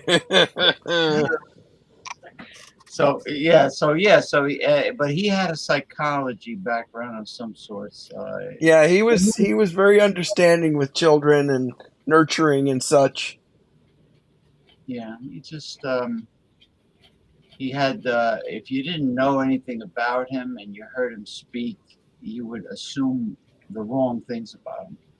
Yeah, he was just a gentle soul and tried to be very gentle with children, which is something this world needs now. I don't mean gentle to say everyone gets a trophy, but I mean, don't give kids drugs instantly when they are, ADHD. Give them a drug. Oh, yeah, everything's a prescription. They love the pharmaceutical loves children. Oh yeah. Hey, the only famous chef I ever ate their actual food was Justin Wilson.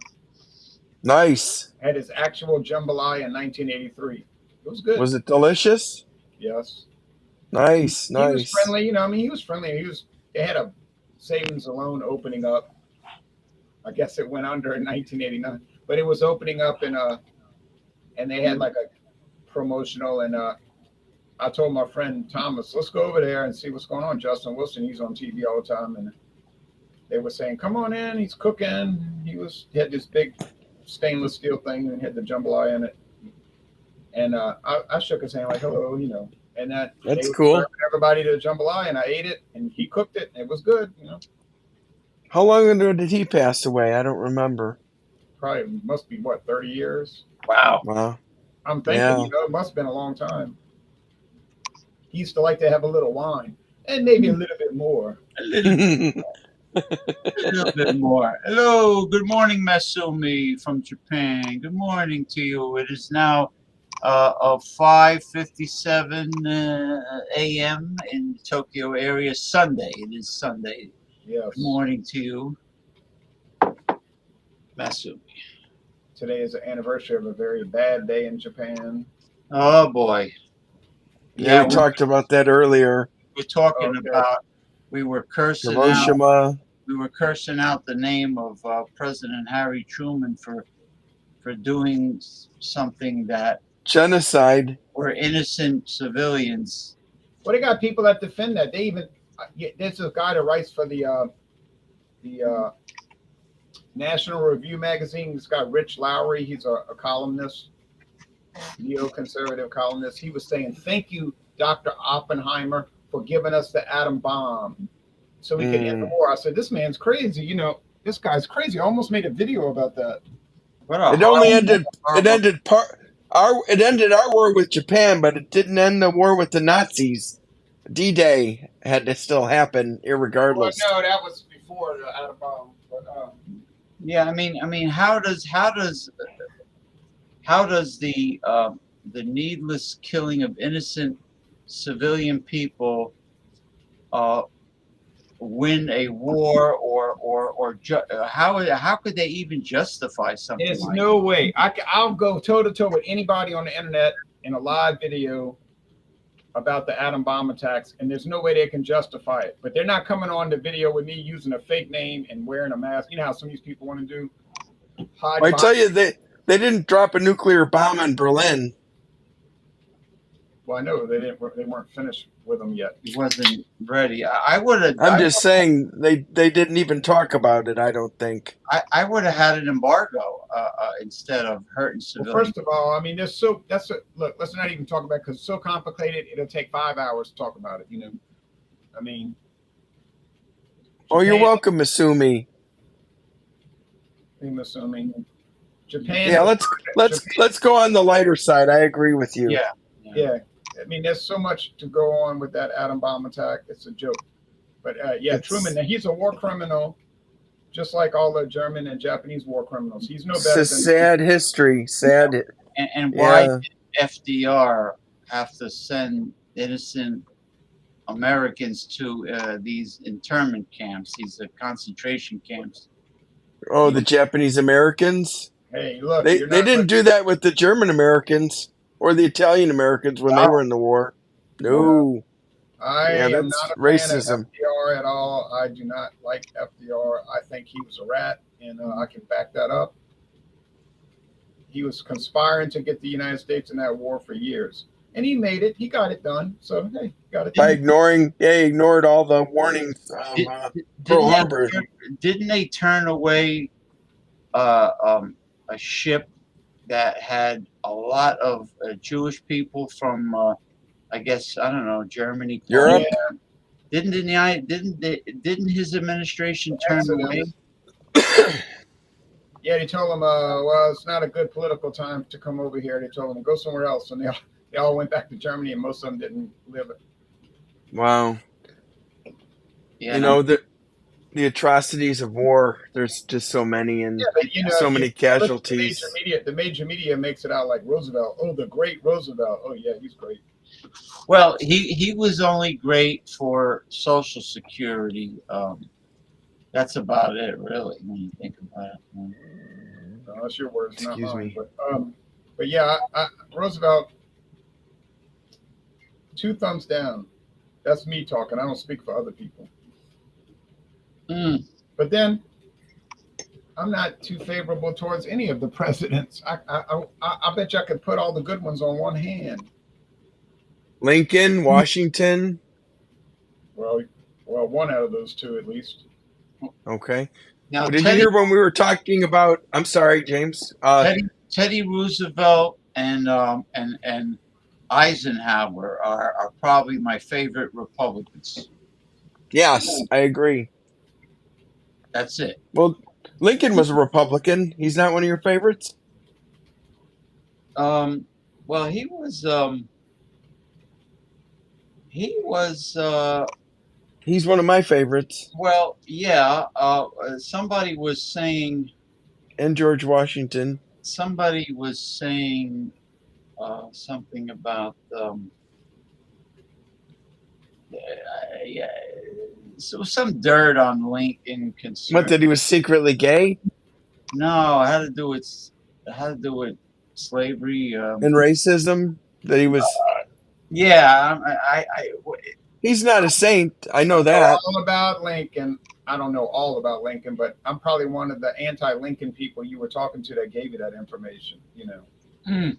Well, Ron, what did you think about what we were saying about Trump and his trial and such? Well, did you hear us speaking? I wasn't watching it at the time. Well, what's your opinion on that? It's unprecedented. My opinion on that?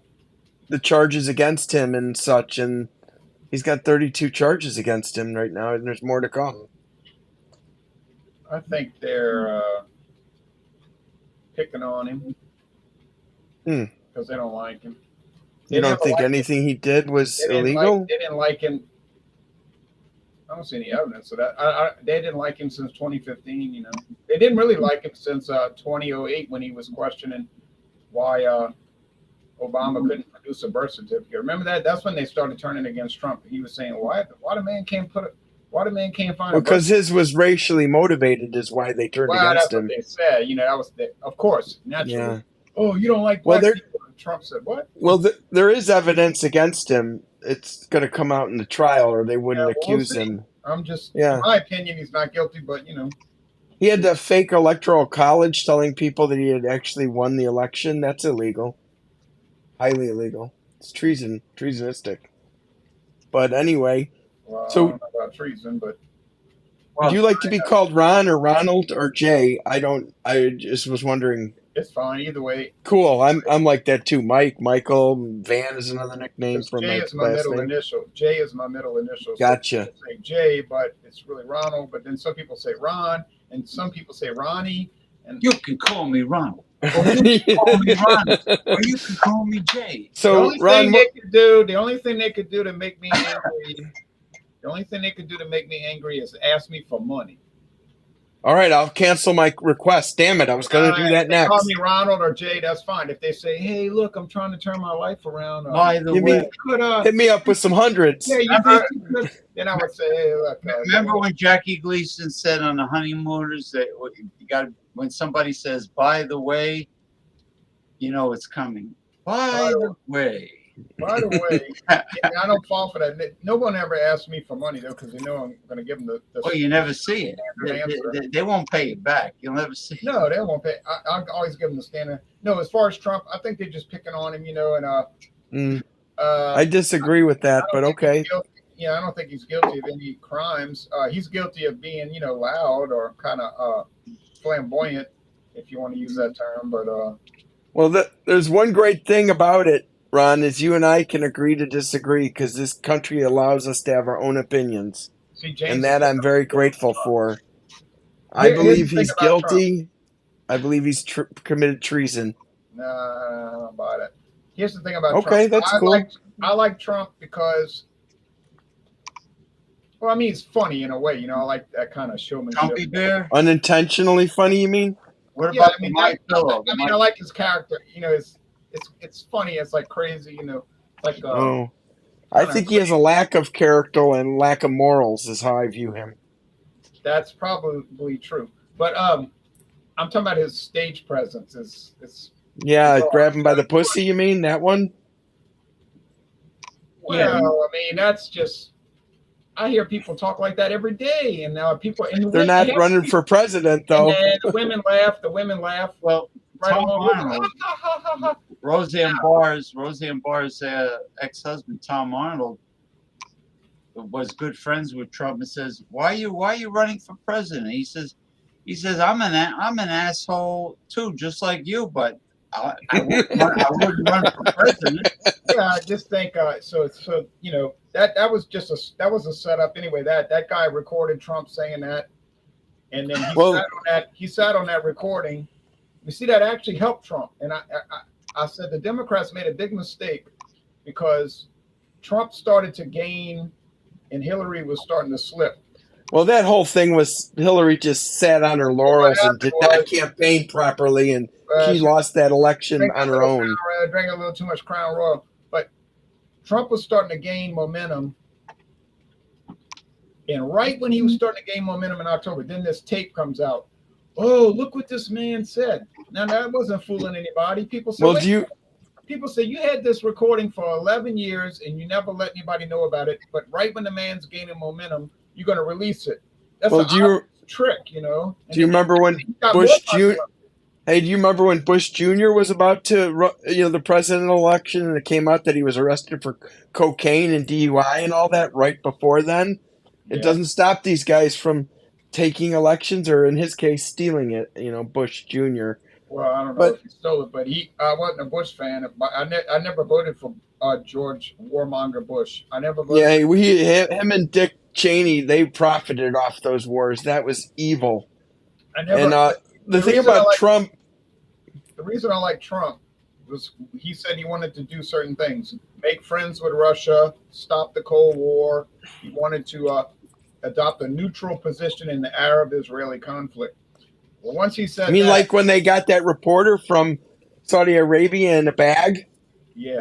Once he said that, I knew they were coming after him with no remorse, because if you're going to run for president in the United States, you have got to adopt a pro-Israel policy. If you can't be neutral. Well, of course, you can't be anti-Israel. You'll never even get a nomination. That's impossible. Well, but you cannot be neutral. You have to be pro-Israel 100%. So when Trump said he wanted to be neutral, that's when the firestorm got released and the major media came after him. And I thought, well, Netanyahu, he's in the right-wing extreme fascist, from what I understand. Yeah, right-wing socialist, but yeah, he's right-wing in that nationalist sense. Yeah, kind of like Hitler, a socialist right-winger. Hitler was. Except he's Jewish, and Hitler was only partly Jewish and didn't acknowledge it.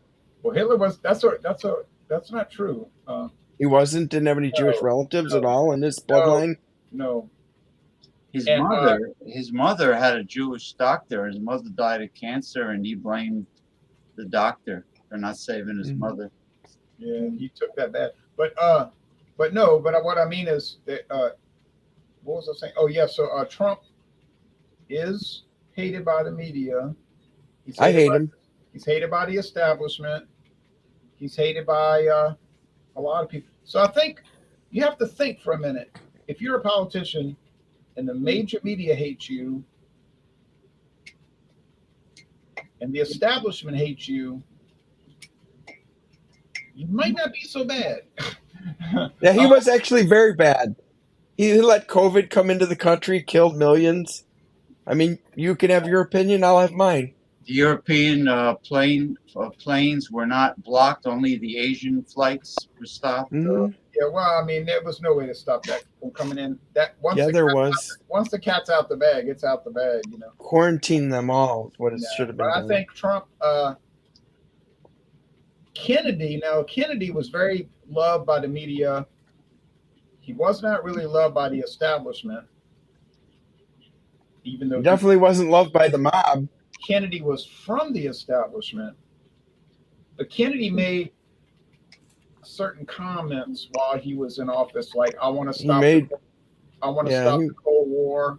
he made enemies in office. He said, I want to stop the Cold War. When you say that, you might not want to go on a trip to Dallas. You know what I Well, mean? the Bay of Pigs certainly didn't help his presidency as well. That was bad. Nixon said the same thing. Nixon said, I want to stop the Cold War. And this is very interesting. Nixon wanted to stop the Cold War and ban and get rid of nuclear weapons. That's what he said in private. I want to stop the Cold War and get rid of all nuclear weapons. Well, it wasn't too long after that. You know what happened to Nixon? He got bounced. And Yeah. so we've had three guys that were president in the last 60 years wanted to stop the Cold War with Russia and get rid of nuclear weapons. Kennedy, Nixon, Trump. Well, Okay. think about it. All right. Well, the problem I have is a lot of the things that were done while he was in office were unprecedentedly illegal. I mean, like what? So, Like, when he's trying to get Mike Pence hung and stuff like that, and I don't think he's trying just to get him home. He just didn't like they were going to lynch him. They wanted him lynched because he wouldn't turn the vote over to him. Oh yeah. I mean, there's a lot of things I don't like about him. He did a couple of good things in office, but I don't think he had the mental capacity to be a great leader. He was divisive. He wanted to divide the country by race. I hate Trump in a lot of ways. I mean, that's just my opinion as an Yeah. American. No, I don't really see that, but I mean, he's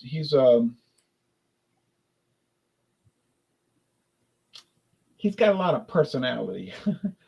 Yeah, he does have that that's for sure. People listen to him because he's, as you said, an entertainer.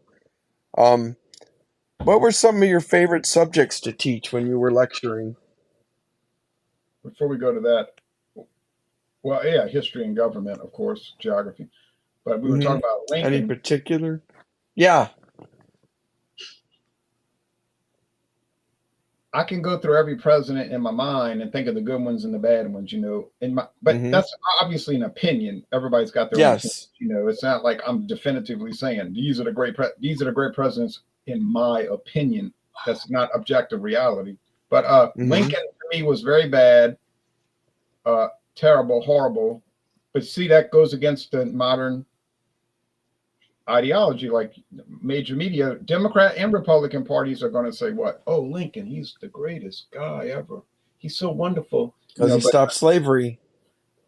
In their mind, that's what they're thinking, you see. But I know the truth, so I'm thinking this guy is my history monstrous devil, you know. But my history books in grammar school, they made like the founding fathers to be all like patriotic heroes and glorify them, and I read about Washington chopping down the cherry tree. I cannot tell that you was why. a fake. That was politics. That wasn't reality. Nothing about the slave trade. They mentioned nothing about the slave trade in those history books, and it was a waste. They always say King George III. He was so bad. You know, he was so bad.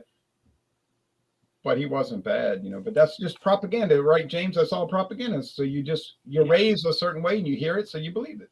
It was a waste. It was a waste of taxpayers' money. Those textbooks back then. They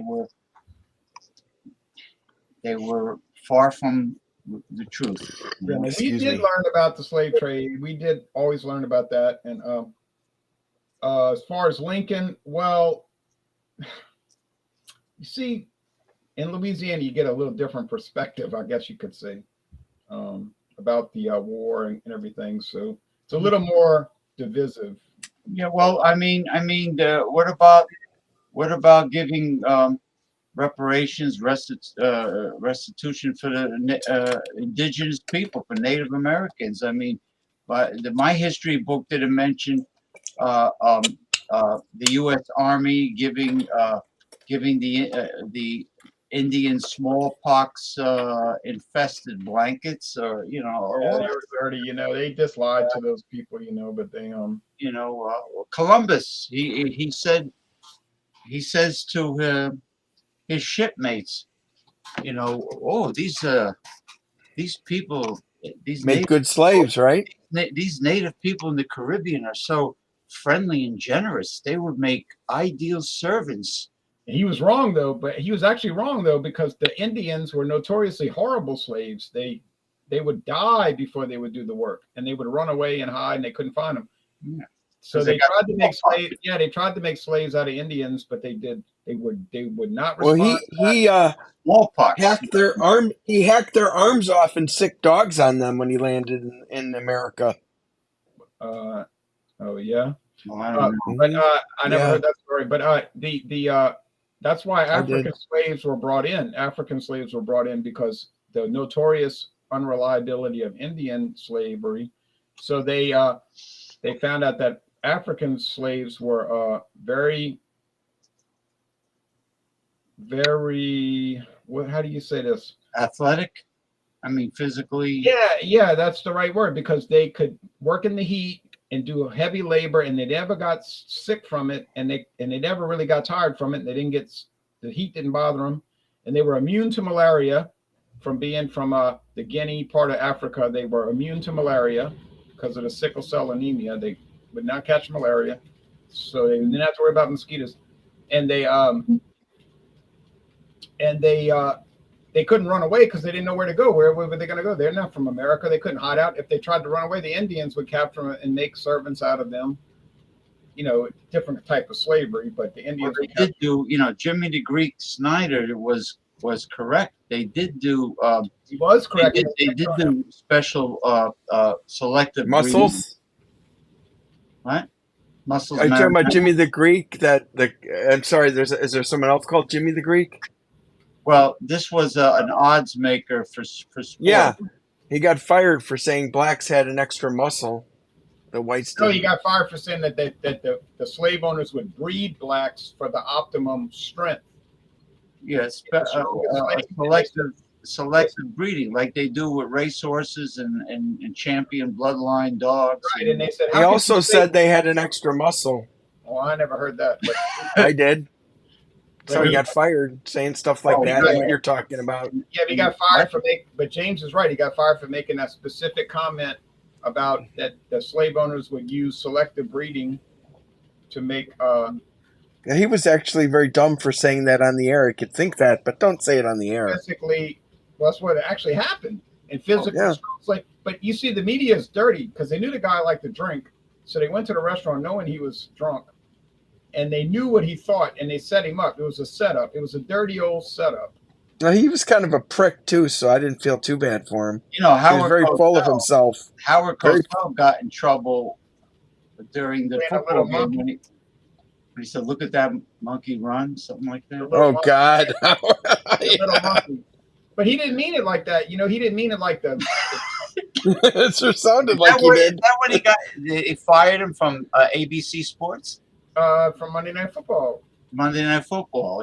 This is Howard Cosell. This is Howard Cosell. Yeah, it's terrible, because Howard Cosell was like New York City super liberal Jewish guy. He's gonna give money to every civil rights group in the world. I liked him actually. I thought he was a good human being. He makes from one what I little could tell. mistake, which really wasn't a mistake, and It's funny. it just shows you how the left operates. They'll just assassinate their own people, when they do things like that, But as far as Lincoln, I can tell you real fast a few things about him.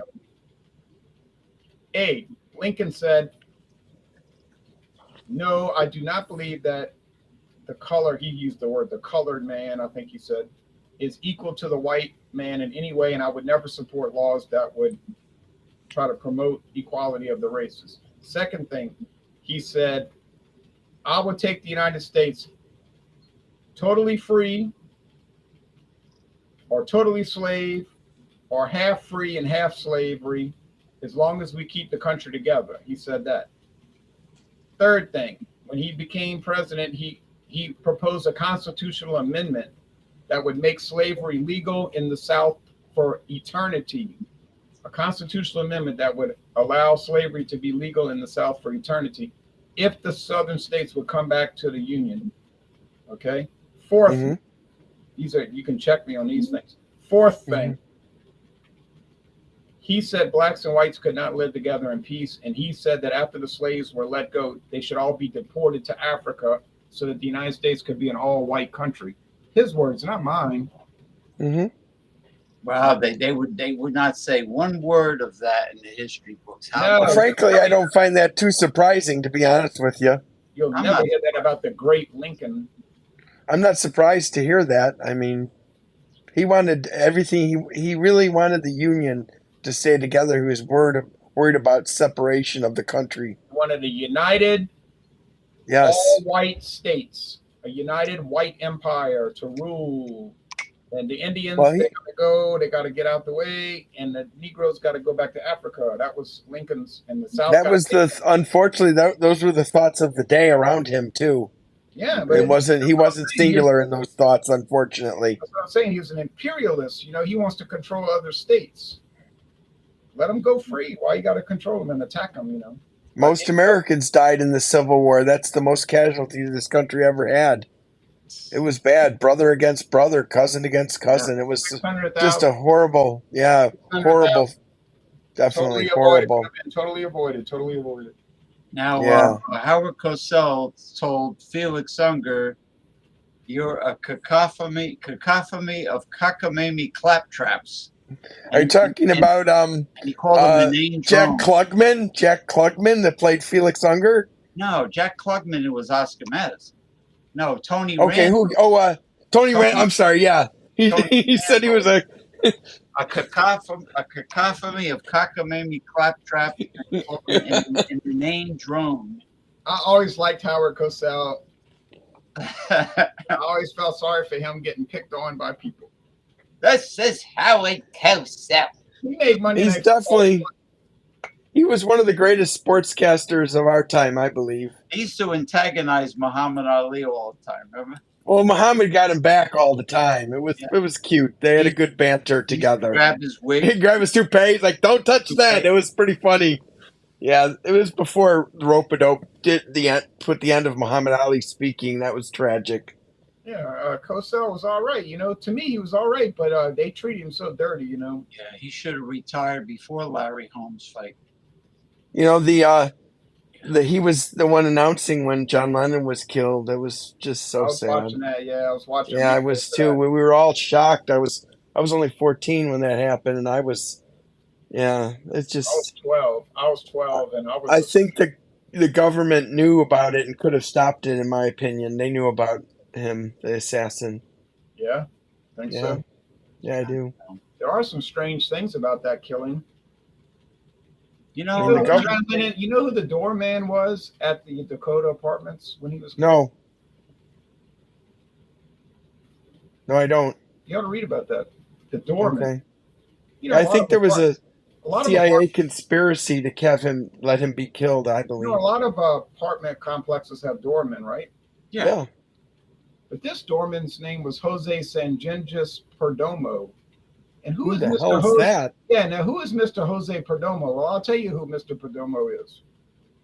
Jose Perdomo was an intelligence agent for Fulgencio Batista's government in Cuba in the 1950s. Oh, how And after interesting. Castro took over Cuba, Perdomo escaped to the United States, and then he became a CIA agent. Oh, he was with Yeah, the the Batista administration. And the Perdomo, CIA. Jose Sangenges Perdomo, was a CIA agent for years, and his partner was, um, let's see, who was his partner? Uh, I think his last name was Sturgis, who was one of the Watergate burglars. Ah, So Perdomo's partner for I think 10 years in the CIA was a guy named Sturgis, one of the Watergate burglars.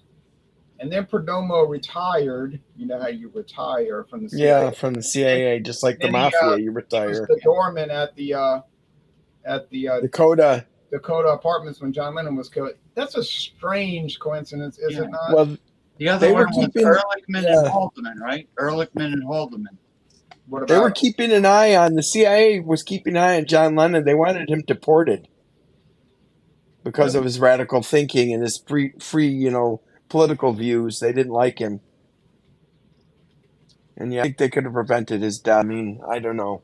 I don't know. You know, it's weird. If you Look read at, about, just read about the guy that killed him. That's a strange story. Read about the guy that killed him. That's a very strange hey, story. I've read about you it. know Is what? that Mark David Chapman? Is that the shooter? It's a very strange story.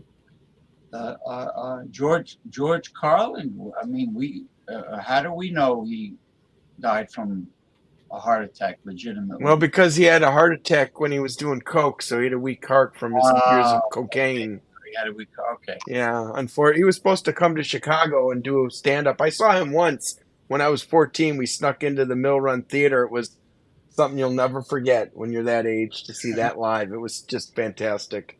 You know, the only comic I ever saw, well, besides some local comic at a local hotel, which wasn't very good, I saw this comic, and it wasn't very good either. It was Rich Little. Rich Rich Little? Little? Really? The impersonator. Yeah, it was Yeah. all right, but it wasn't too That terrific. funny? He wasn't. Nah, it was he wasn't kinda- that good. I mean, I've seen better. I remember sitting in that theater watching him thinking, why do people like this guy? He's not that good of an impersonator. He's not really funny.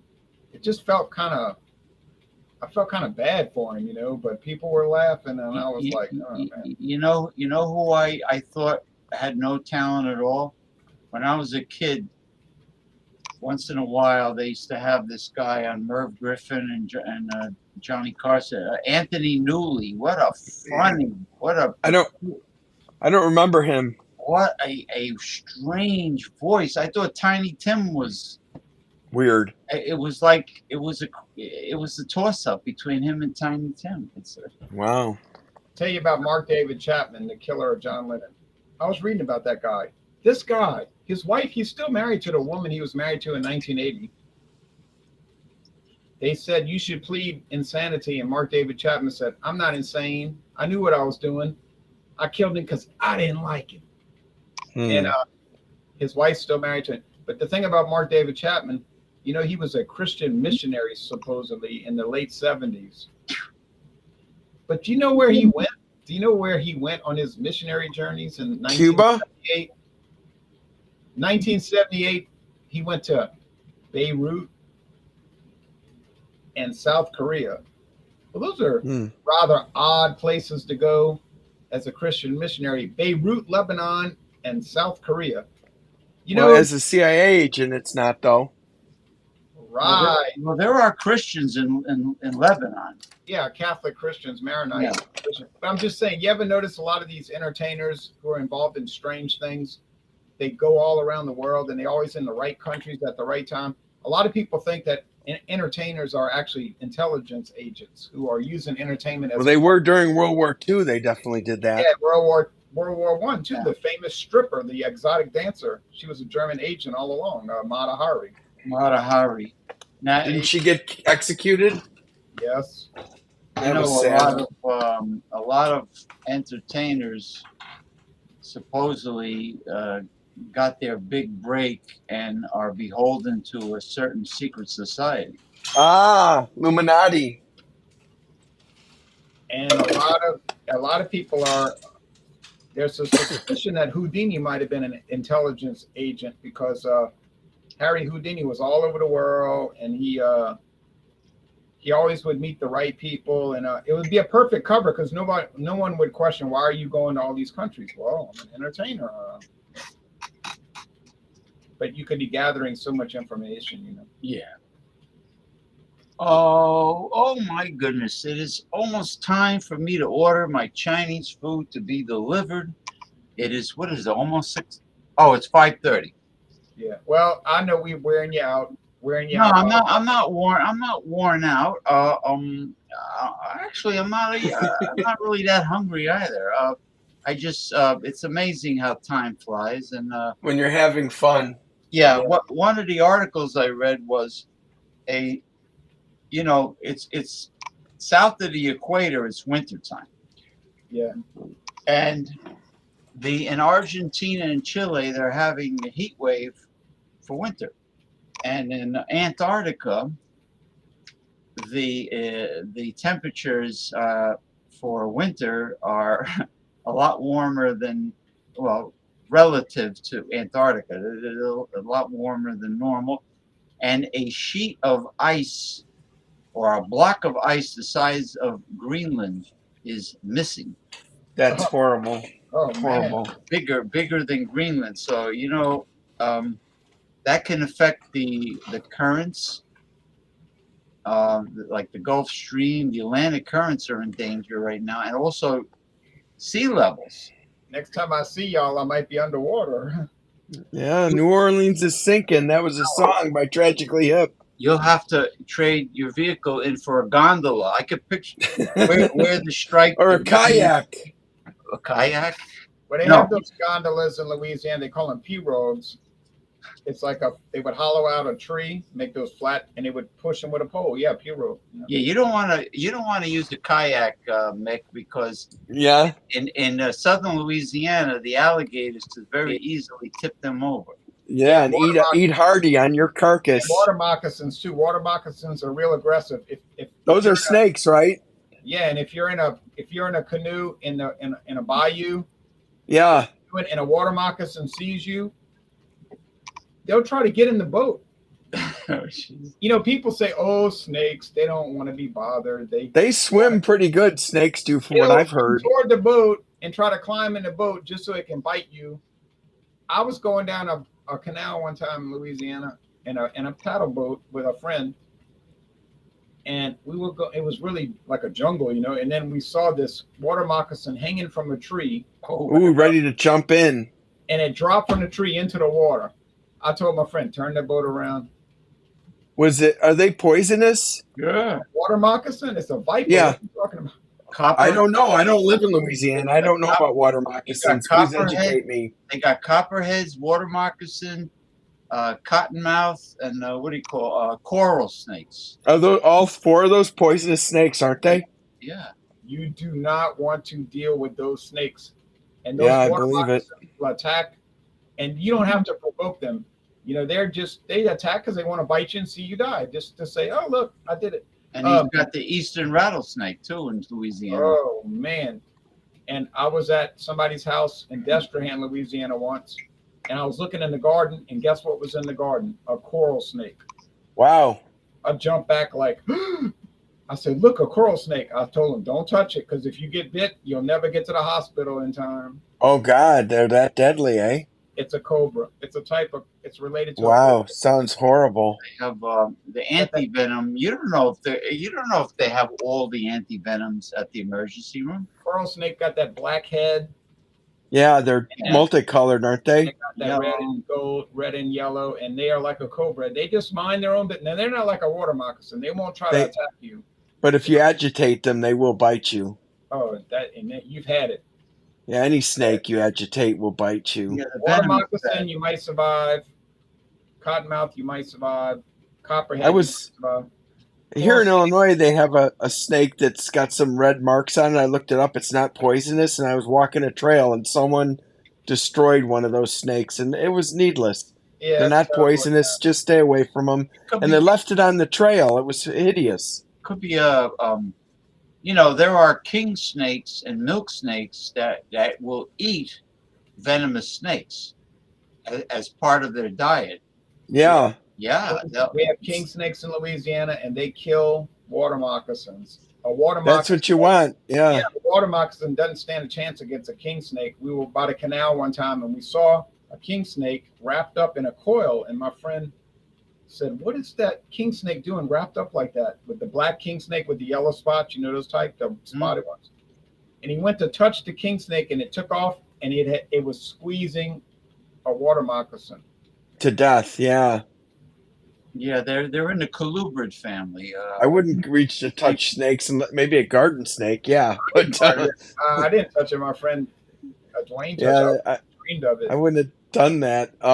You know, it's eat or be eaten out in the wild. That's the laws of nature. Eat or be eaten. They call them king snakes for a reason. They're at the top Yeah, of the food chain. No snake can compete. James is right. No, that's and even the indigo, the beautiful indigo that's endangered in Florida, is a member of the king snake. cobra. No, Oh, okay, king king snake. snake. No, Gotcha. they're constrictors, but they eat other venomous snakes.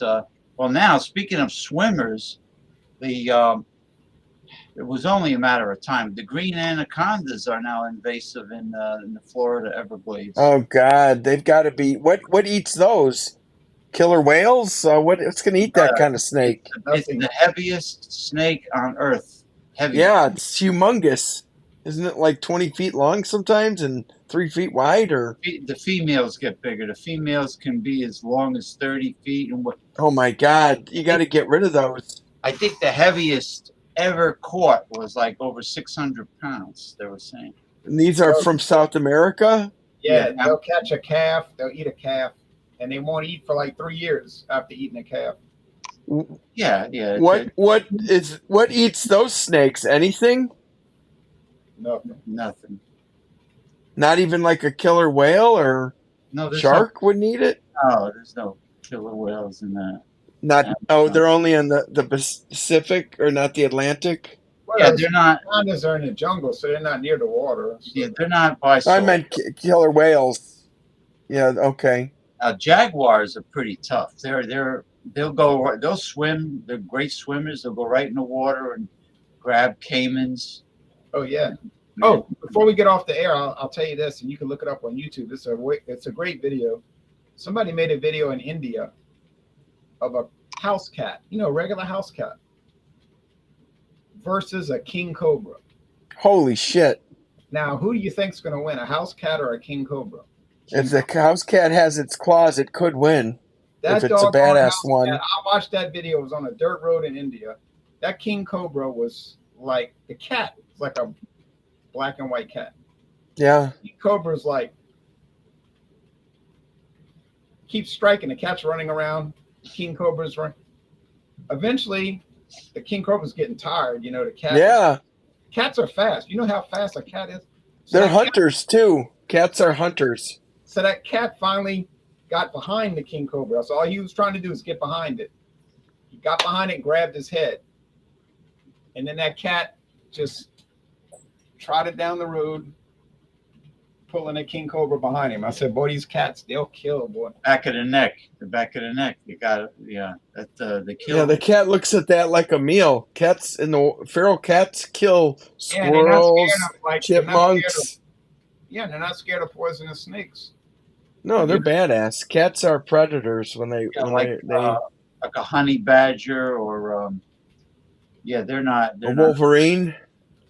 I saw Orangey twice. Orangey, remember poor old Orangey?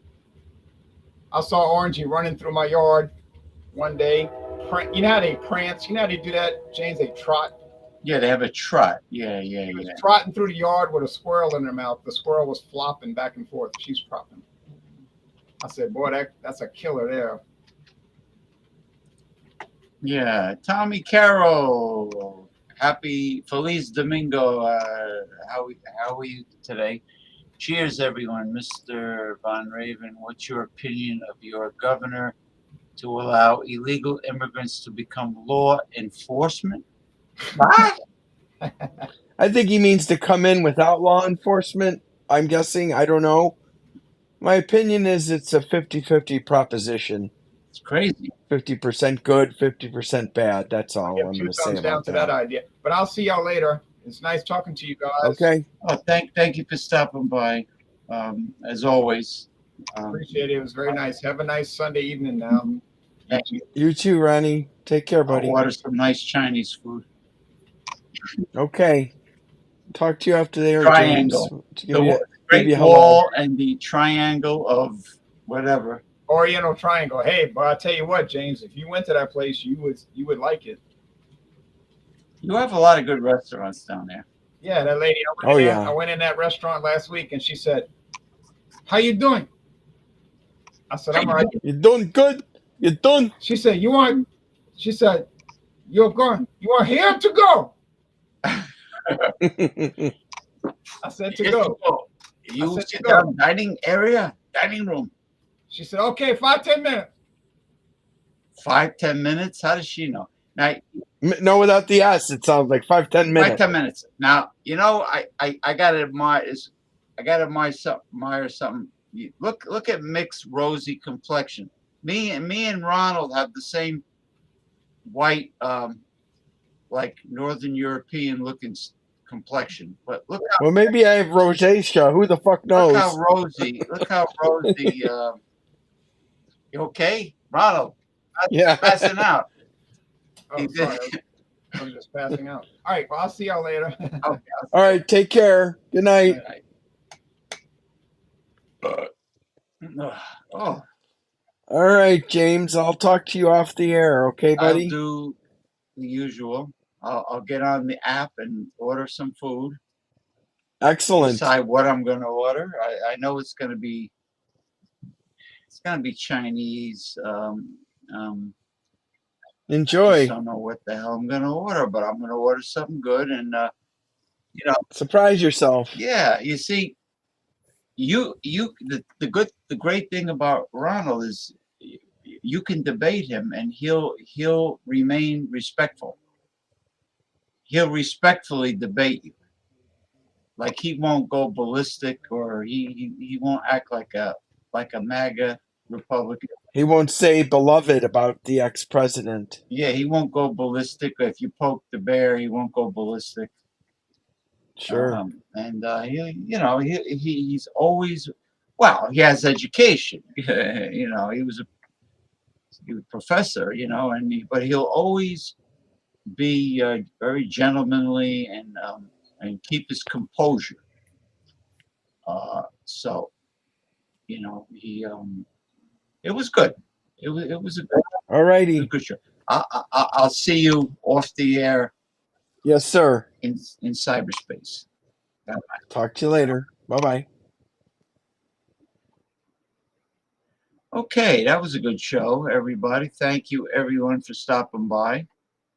Tommy Carroll, Alex the Beer Master, Bart Robinson, Masumi, Western Mike. Thank you, everyone. We'll see you next time on Progressive Discussions. As far as the show I do with celebrity performing artists and clothing designer Paul Anthony Mantia, we will be switching to TikTok because if we go live on TikTok, I guarantee, and I'm serious, I guarantee that the commentary will be so fast and furious, it will be like mega viral. I mean, it'll be like, and I'm serious, hundreds of thousands of comments and likes and subscribers. It'll be like nonstop. That's what happened the last time.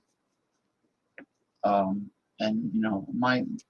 my account is going ballistic every day on TikTok. So nothing. I mean, it totally blows away Facebook, Instagram, and Twitter, YouTube. Blows them all away. My TikTok account, Paul's TikTok account. So we're going to be if everything goes well, God willing, this Saturday we will be doing the show on TikTok, but we will share the live stream onto Facebook.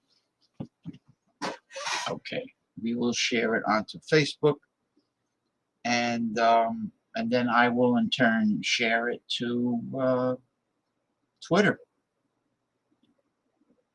Also, take care, everyone. All good things come to an end.